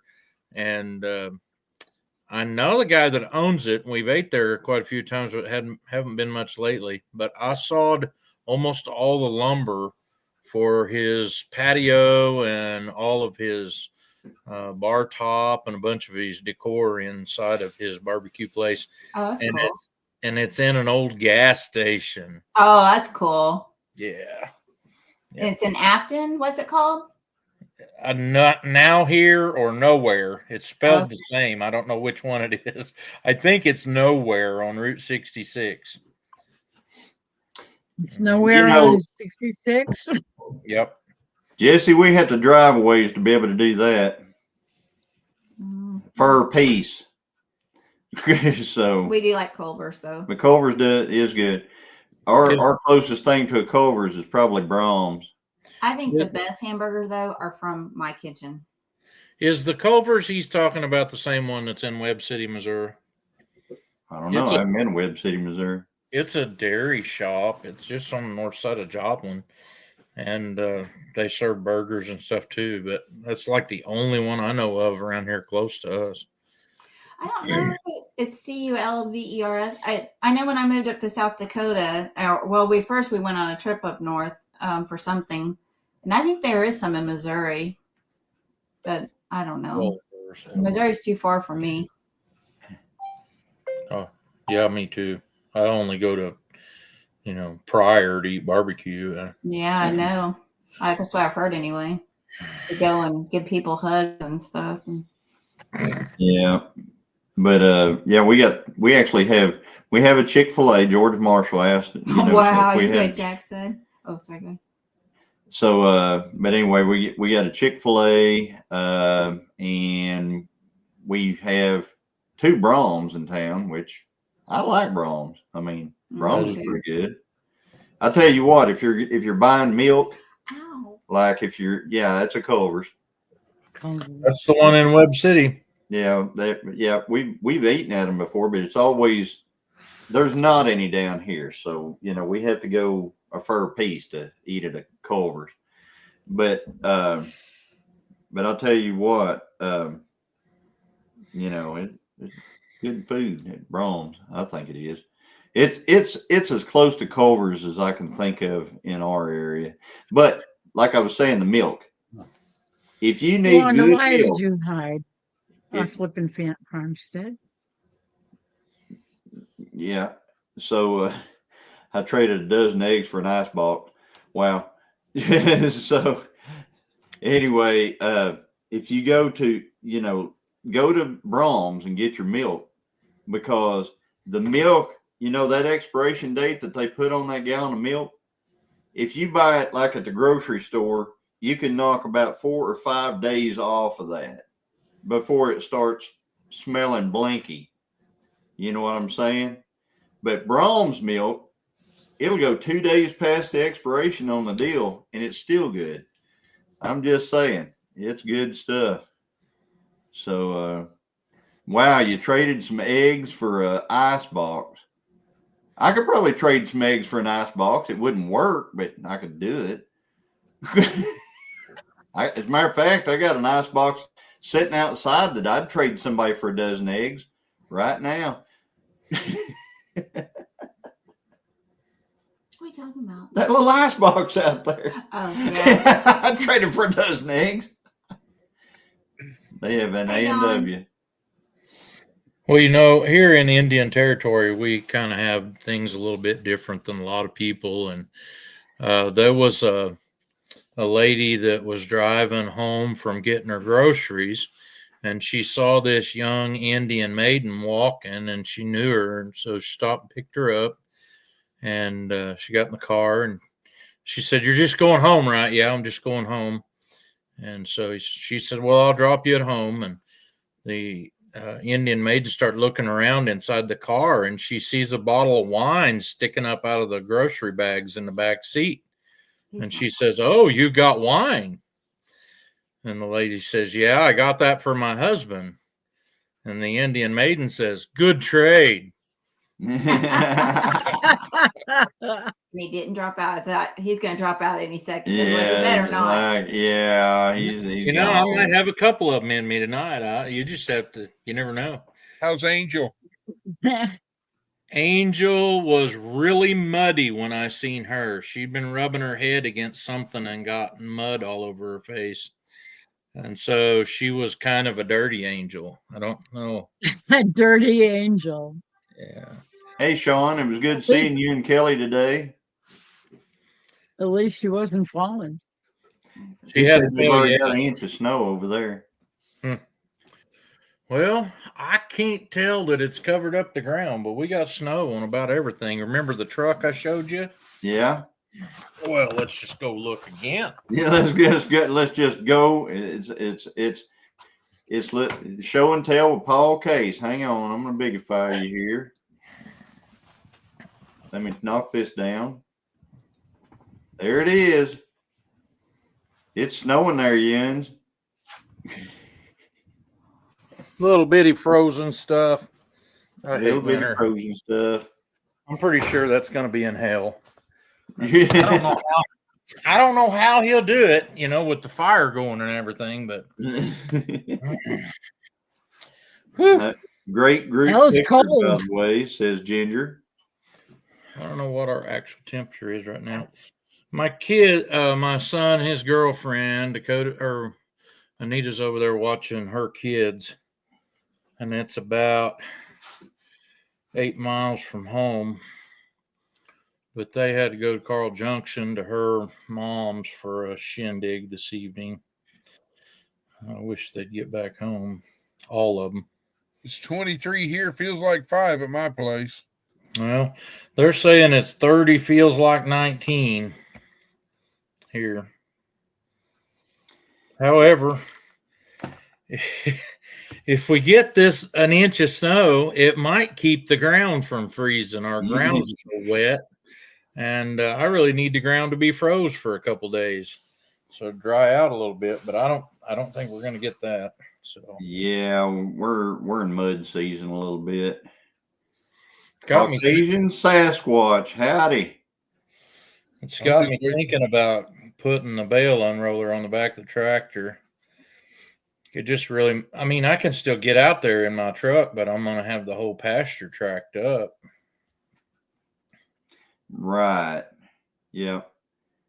I roll bales out with my tractor all the time, but a lot of our ground's got some slope to it. So, it's pretty easy. Take string off, do a little flip on it, and it just rolls off. But I have found that whenever it doesn't, there's places like I want to roll it uphill and stuff like that, like down one and up the other side. I found I just put my front tractor tire against it and just take off, and it'll just roll that dude right out. Yep. So, good night, Patsy.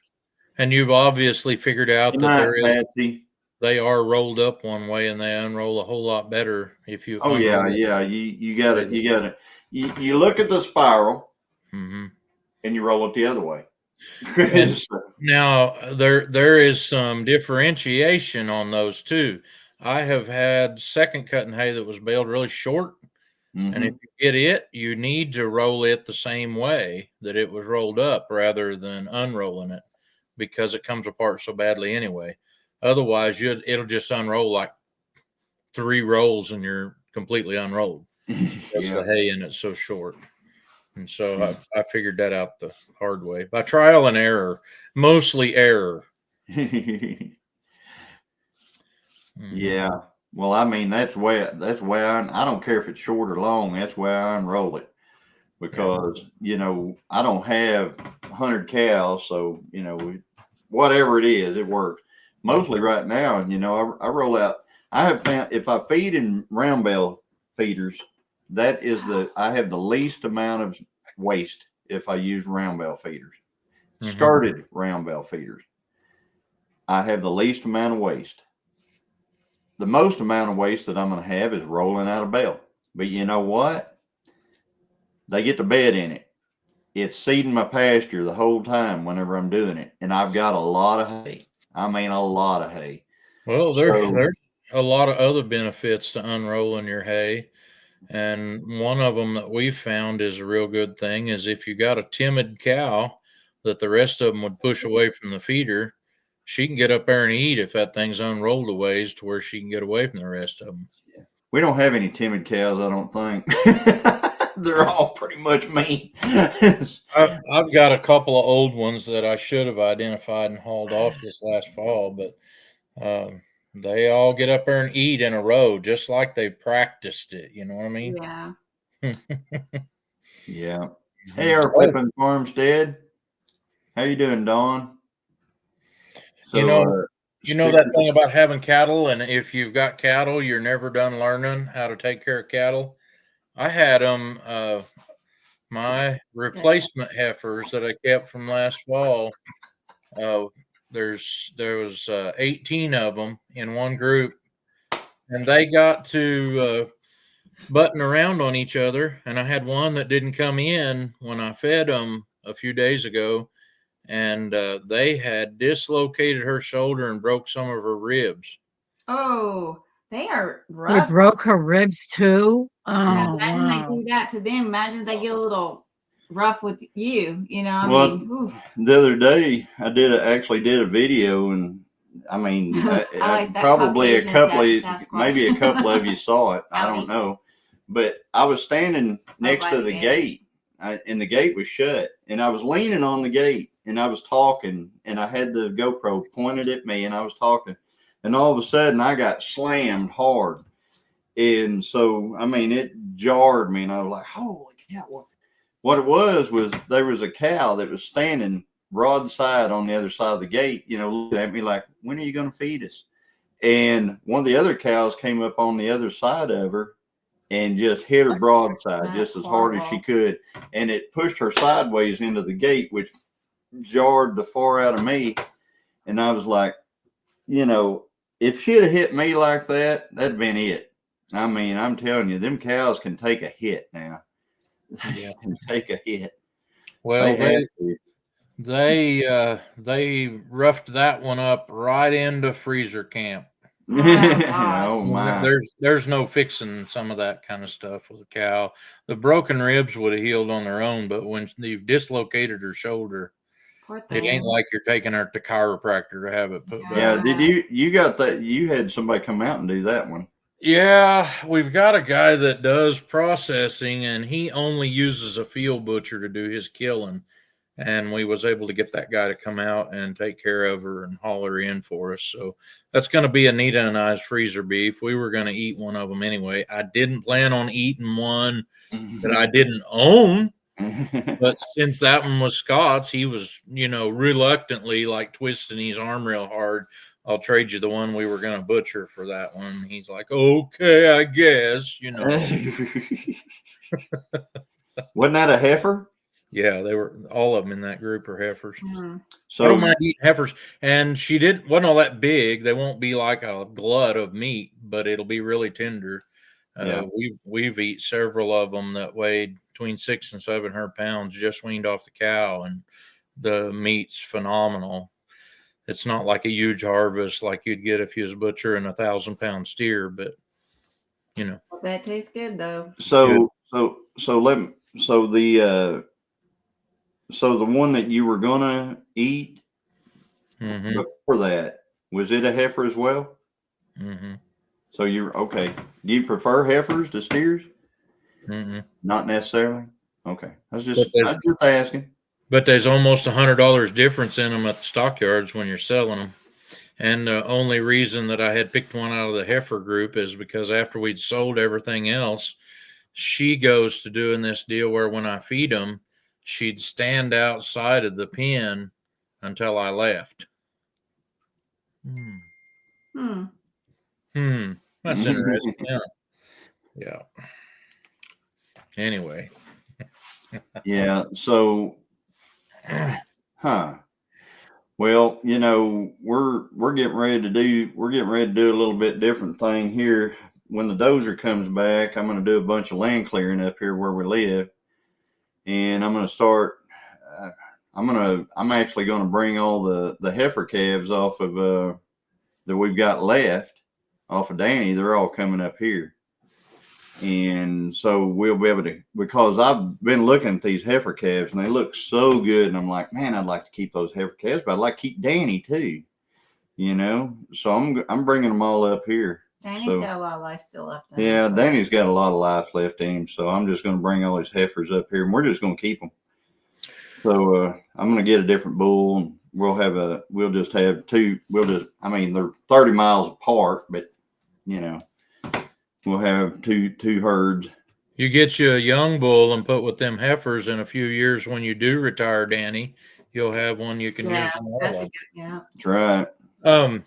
My dad, we have for about 20 years or more. When we'd pick up our bulls in the fall, we'd run them together. My dad and I and my boys and I do it now. My dad sold all of his cattle to my oldest son, but I've got a place I can put them where I don't winter any cows, and there's not any cows next to it.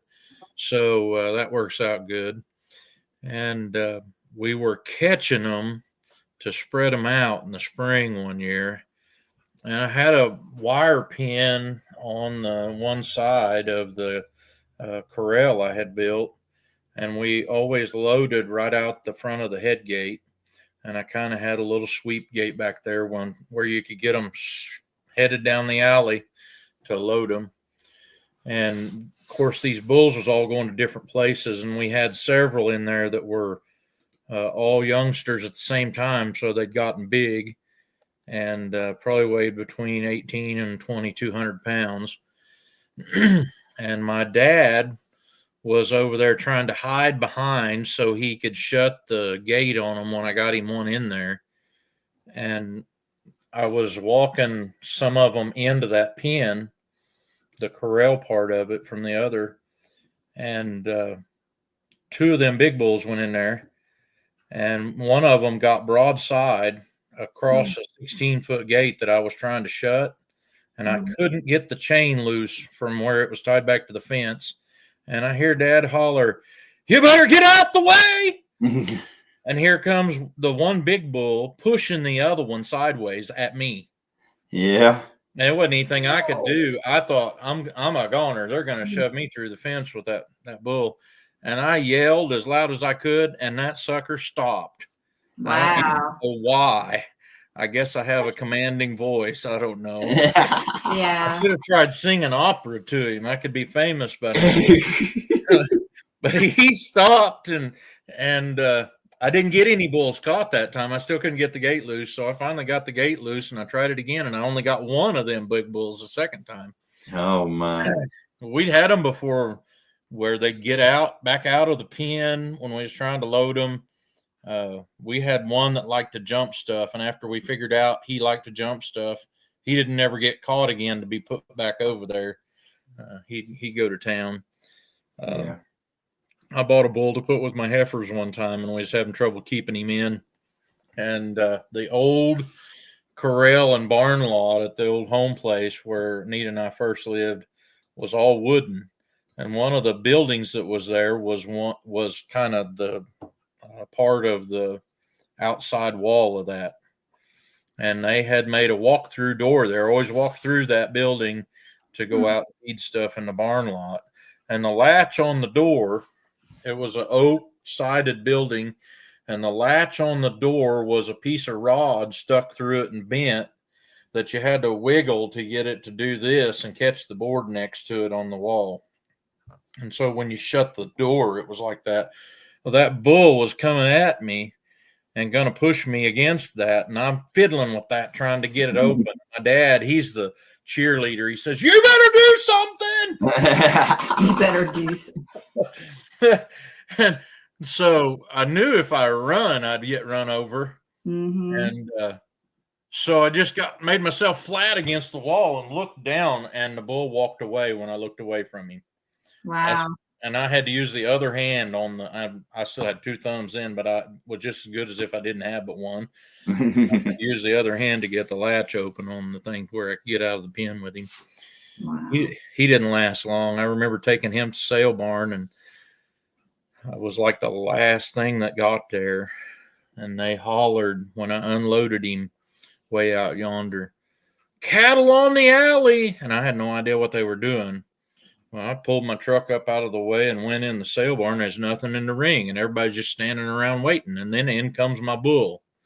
And the guy in the ring I knew, and he said, "Is he any good?" I said, "I think he'd breed everything in Ottawa County."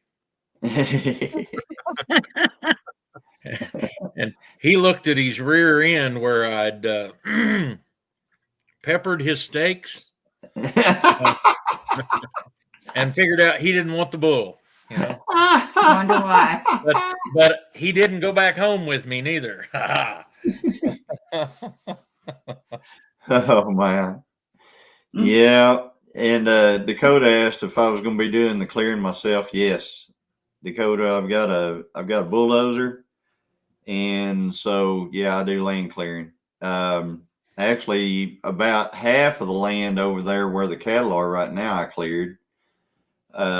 And all this around here and everything is, what I've done. I've done a lot of work for a lot of different people over the years. Yeah, we got the bulldozer, so he built me a pond. And yes, well, I built a few ponds. Well, you did, but not the I haven't built the big pond. pond. I haven't built the pond yet. He But wound up, "Oh, you got a bulldozer?" And then it's turned into a job for everybody. I tell you what, if you, yeah, John, bring your dozer. See, it's already started.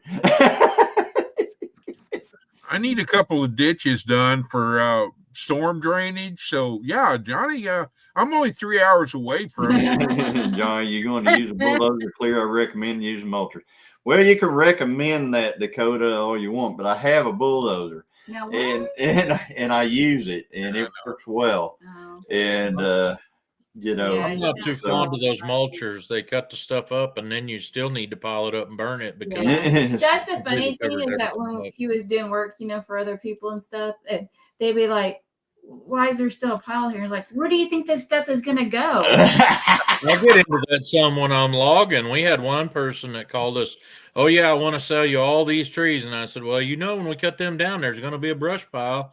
"Oh, well, there won't be much brush, will there?" And I said, "It will cover up more than what the trees did. I mean, they're huge standing.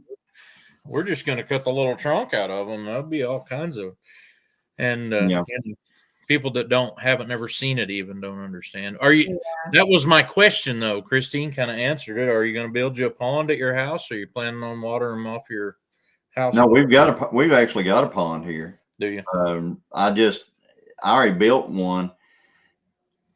And how many ponds have I built? I built 1, 2, 3. I built a few, 4. Yeah, like 4 ponds. Well, and then you've done a lot. And then I've done a bunch of renovation on a pond, and I've worked on a bunch of stuff like.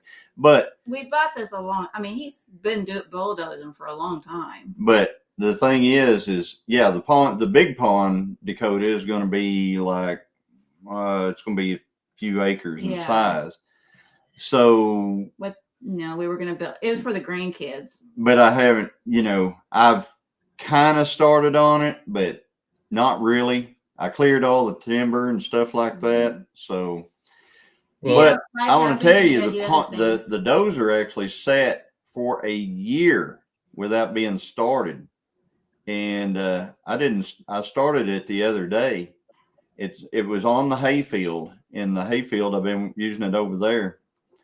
And so it was over there, and I was using it, and then I parked it for a year, And I went over there the other day and it started right up. I mean, It's the I guarantee name.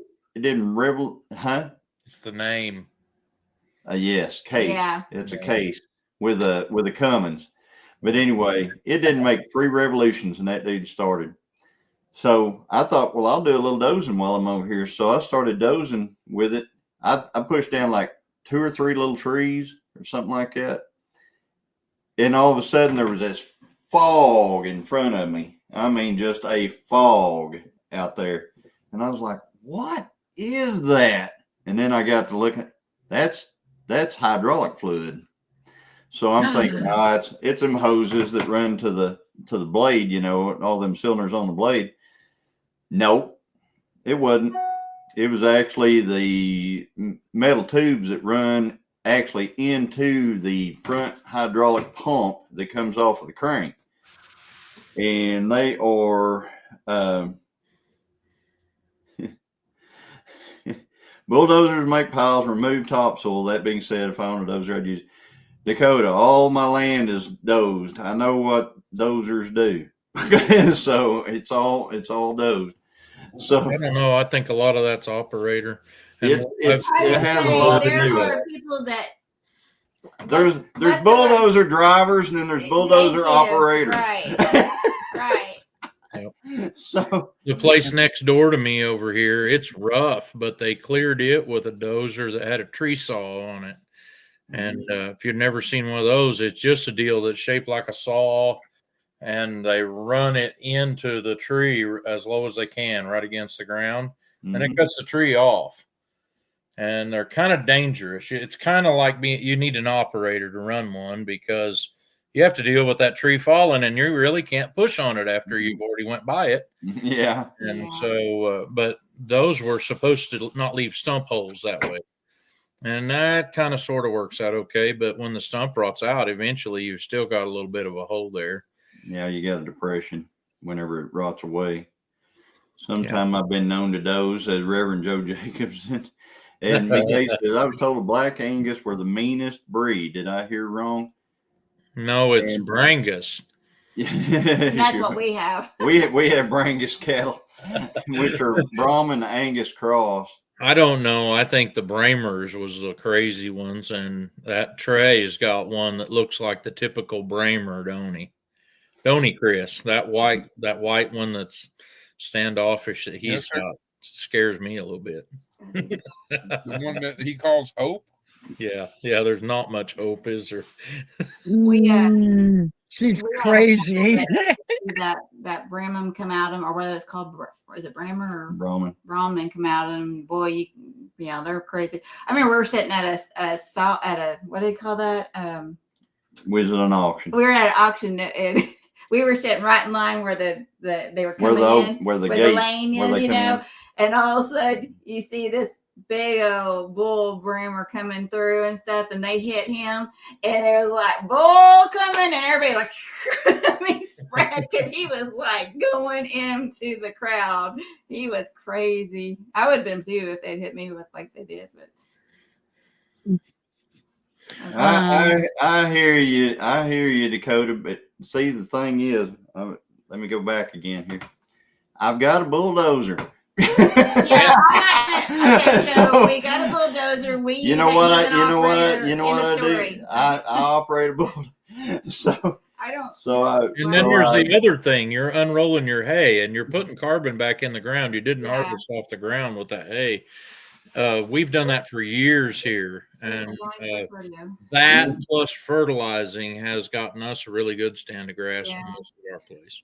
So is Black Angus the meanest breed? I don't really think so. I think that, and Brahmins can be sweet too. I mean, you can get in with anything, but Brahmin do have a tendency to be kind of wild sometimes, I mean, especially if they're not around, if they're not handled and stuff like that, they get kind of different.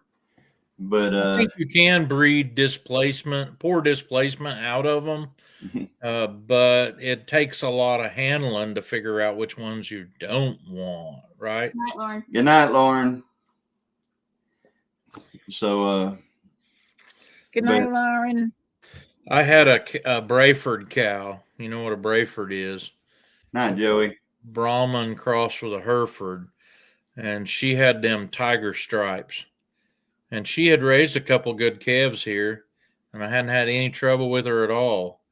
And then she has a calf, and at that time I was putting a tag in their ear when they hit the ground, and she wouldn't let me anywhere near that calf. And I'd tagged her calf 2 years before that. So I told Nita, I said, we're going to have to go out there, and I'm going to have to get you to drive, or we'll drive around that thing till I get the truck between the cow and the calf, and I'll grab the calf and drag him up in the back of the truck. She says, oh, okay, what do I got to do? I said, you may have to drive. And sure enough, if she hadn't been there with me driving that truck, the cow would have been up in the back of the truck with me. So, Johnny, did that dually on that your last auction you went to, did they ever find the owner, and did he make it right? Yeah. Let me tell you about that. So on the way to the auction, I'm following this Yahoo down the road, right? I'm behind him, and he's weaving around, right? And it's a dually, okay?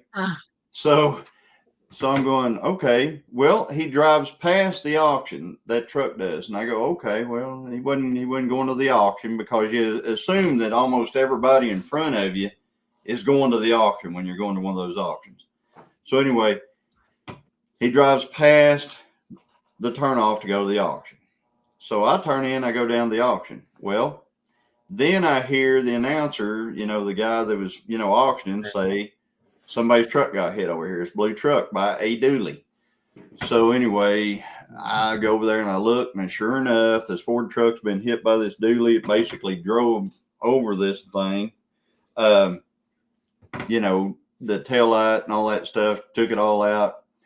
And so, I'm sitting there talking about it because I didn't see the dually do it. I did not see it happen. So I'm sitting there talking about it, and there's a dually sitting across from me over there a little ways. And I'm going, well, he drove off. Well, he might have parked over there. I don't know, and stuff like that. Well, then the guy walks up that the tailgate, the truck got hit. He walks up. So when he walks up, he didn't even know his truck got hit, even though the auctioneer was saying it all over the deal and everything like that. This was several minutes after it happened, probably 15 minutes after it happened. So he comes walking up, and he goes, what happened to my truck? And I said, it wasn't his truck. I said, it was his grandpa's truck. He was driving his grandpa's truck. And I said, dually just basically ran over the back, over it here. And he goes, well, where are they at? And I said, I guess they drove off, and then he goes, we got to looking around there. Well, there was pieces of a dually fender laying there. So we pick up these pieces of this dually fender, and we're looking at it and going, okay, well, it's this color right here. So I look over there and I go, well, there it is right over there, because you can see this dually, that same color with those pieces missing out of the back fender. I said, there it is right over there. And the guy was loading up stuff that he had bought and was getting ready to leave. So this guy, this kid, he goes over there, he doesn't go all the way to the dually. He goes over there and starts messing with something that he bought, which was a zero-turn mower. So he goes over there and starts messing with this zero-turn mower, and the guy in the dually is pulling out. I mean, he's basically leaving. And I go, you better quit messing with that mower and go catch the guy that just ran over your truck. And he gets off the mower and he runs over there and he talks to the guy, I guess. And I don't know how they settle up or anything like that, or if they even did. But what's funny is whenever I left the auction, after I loaded up everything that I got and everything, I go to driving up the road and I'm looking ahead of me and I'm going, that truck looks familiar. And they're driving real slow and they're weaving all over the road. And I pull on up there. It's that same dually that just ran over that Ford pick, and it's the same dually that I followed down there that morning. So I went in following that dually and left following the same dually. And he drove all the way, that was several miles from where our cattle are. And I had to go to the cattle right after I got out of that. And I drove all the way to the cattle and I followed him the entire way. I mean, he was in front of me the whole, I guess he lived past where my cows are somewhere, but better off not to keep many the fenders in front of you. You can watch them that way. Yeah. As long as he ain't behind you. Well, I'm not even sure I know for positive, but what's the protocol if you hit a parked car? What are you supposed to do? Well, I would stop, put a note on it. Maybe stop, put a note, maybe go over to the auctioneer and say, "Hey, folks, I hit this car out here in the deal. Park by it. Meet me over here at your truck." Yeah, I think this guy. That's what I would do. Well, from what I heard from Johnny, he's probably one of those guys that has one of those greenhouses that ain't about to go. Yeah, down. I think that could be. I honestly do. Anybody need a greenhouse frame? That's why I won't put one of those up there in our yards, like one of those hoop frame ones, because they just look like a miniature one of those. That I'm like. I mean, yeah, they've actually got a thing. I think through the through the U.S. I don't know, one of them government programs where they will help you put up like a hoop house, as long as you're going to grow in the ground. I think there's some kind of a deal to where they'll help you with some kind of a hoop house, but you have to grow in the ground inside of it. You can't grow like in pots or anything like that. You've got to actually grow in the ground. Yeah, you use it like a high tunnel. Yeah, it's a high tunnel type deal. And it's like, nah, we ain't doing any of that. We're not messing with it. So, well, first of all, we grow rocks. Yeah, we grow a lot of rock. You could park your tractor in there and try to grow stuff under it, Yeah, Reverend Joe, that guy didn't do any of that. He didn't leave any name, number, and insurance. No. That's what I've always said is what you're supposed to do. Yeah. Leave your name and contact information on their vehicle under the windshield wiper so they'll see it or something.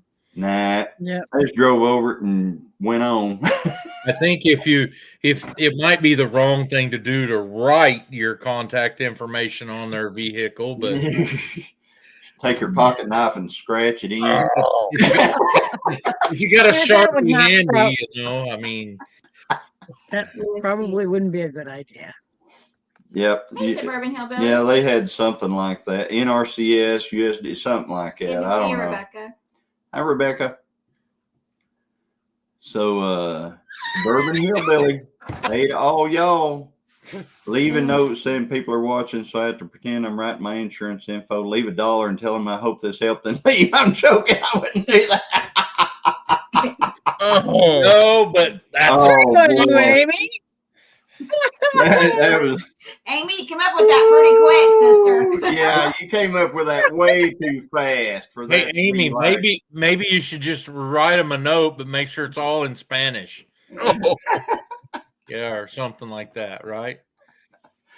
Oh my goodness. That's funny though. That was hilarious. Yeah, pretend I'm doing that may be the proper thing to do, but what's the redneck thing to do? I don't live in England proper. I live in Oklahoma. If you hit a car and it has Oklahoma plates, what's the percentage chance they're a redneck too? I saw it on a short, she said. and Chris says she don't know that much Spanish. I know. I remember going to dinner with her. I'm like, don't ask Amy. I'm sorry, Amy. All right, Amy, here we go. ¿Cómo está, Moni said, porque tiene muchas ganas de comer. Yeah. How many times have I heard that in my marriage?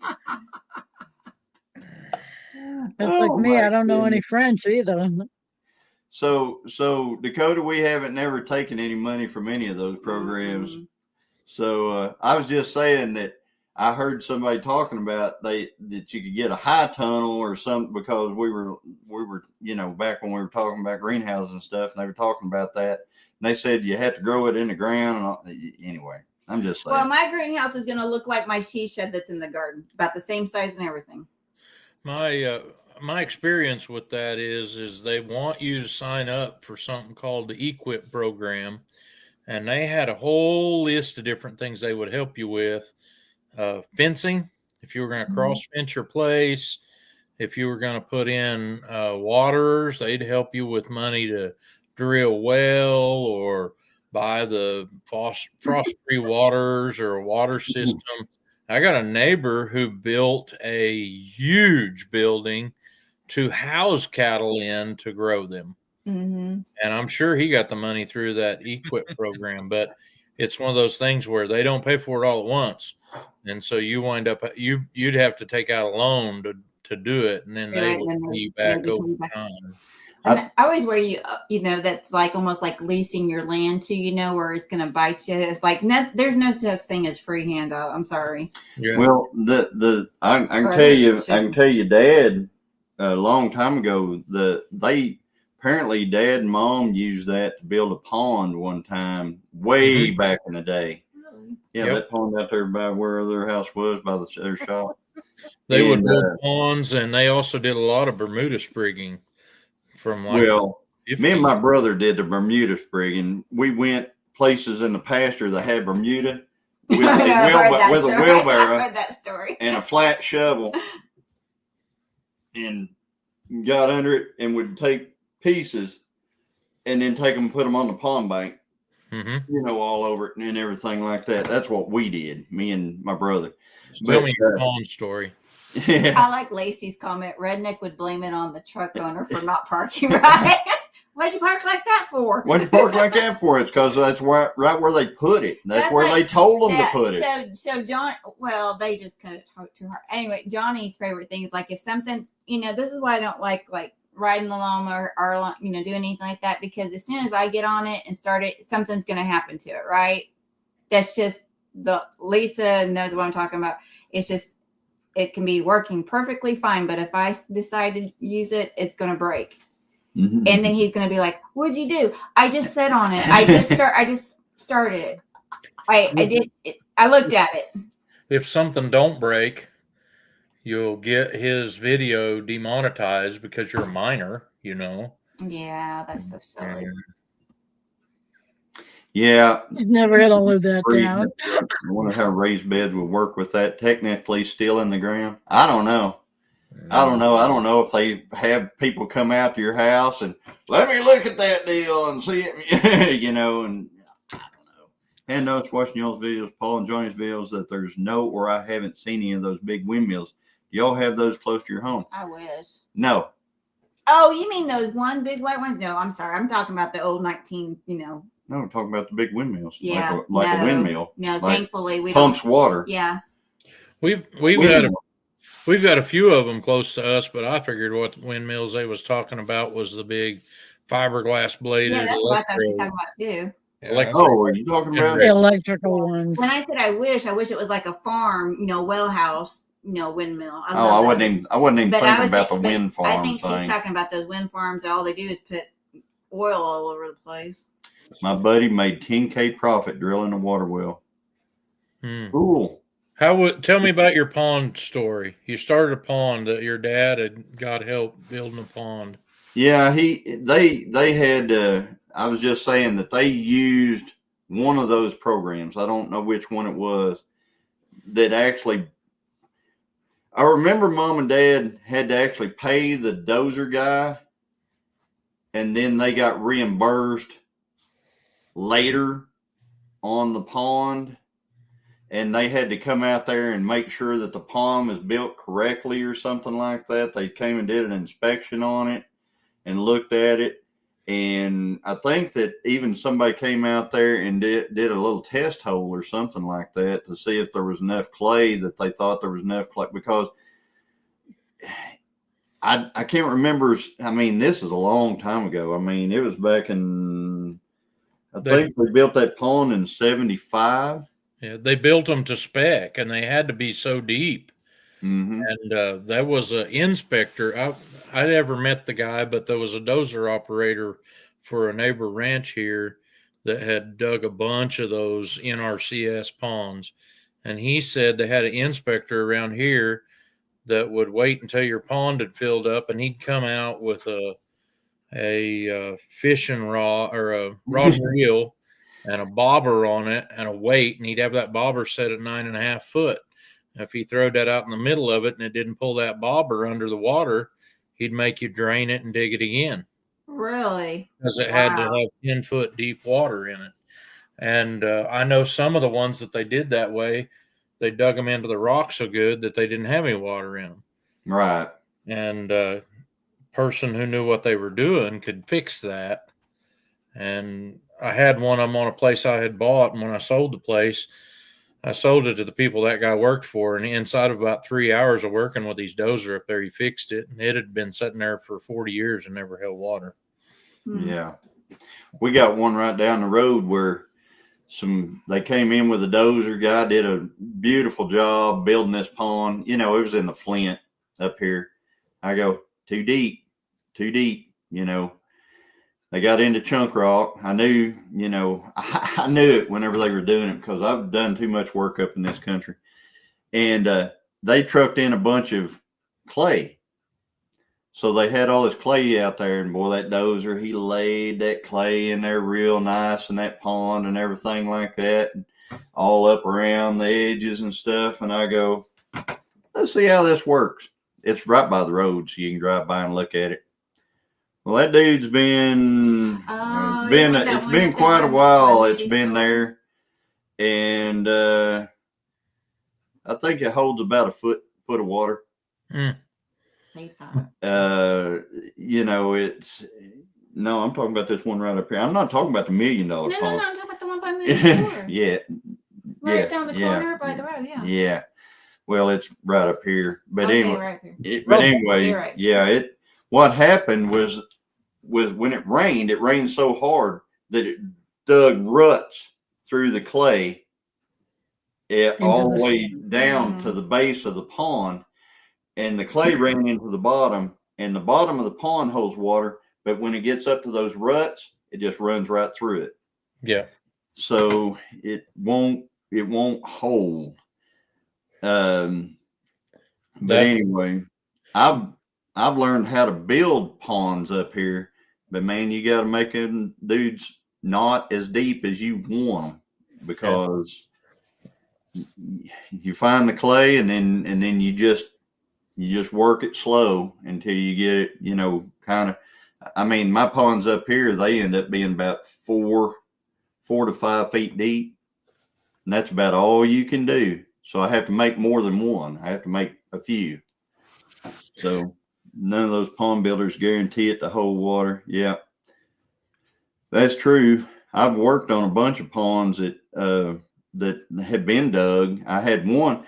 It is the craziest thing ever. My uncle hired this guy to build him a pond, and he built a pond with a dike completely around it. How's the water get in there? So, I mean, and my uncle let him just do it, and then he left. I mean, it was a beautiful pond. I mean, you walk up on the dike and look off in there. It's just beautiful the way he built it, but the water couldn't get into it, and the only water got into it what rained right on it. So he called me and he said, "Hey, you got your dozer?" I said, "Yeah." He said, "Can you come over here and fix this pond?" And I went over there and took one of them whole, you know, on the up, of course, where the water could flow in. I took that whole bank off all the way. And you know what was crazy? When I got down to the bottom of that bank, the grass was still green. He had put all that clay and all that soil right on top of the grass. So when I cleaned it off, there was grass all the way to the pond, all the way to the water. What was crazy. What guys get into around here when they go to trying to dig a pond is sometimes you'll get into a little vein of triple I, and it is some chalky looking stuff. Triple I is actually a mineral that they use sometimes in products like concrete and things like that. But when they refine it really fine, what they sell triple I to be used for is to polish chrome. And as far as I know, the only outfit in the United States that mines it still is at Seneca, Missouri. And they used to fill rail cars with dried, refined, bagged triple I. And that was its major use, was to polish chrome with. But it's porous and it won't hold water. If you get off into a vein of that stuff, you have to dig it out a little bit and then cover it up with something really good. And a lot of people will get into that kind of stuff. But we get into that same rock you was talking about. You get into either just big boulders or clay that has a lot of them boulders in it, and it won't hold water. I had one guy come and try to build me a pond. He had a John Deere 450 dozer, and he went to telling me, "Oh, I won't be able to get it, but about a foot deep or something like that." And he went around measuring from the topsoil. He said, "Oh, that'll have at least 5-6 feet of water in it," but there was a foot of topsoil Yeah. exposed around the edge, and I'm like, "Well, that topsoil won't hold water." So the thing's never going to get within this much unless it's flooding up the top of it. But it was kind of the same deal. We wound up building 2 smaller ponds up there, and so far neither one of them went dry. Yeah, that's the thing with ours over here. It has only, see, we had originally we had another guy that had a dozer since he was up here.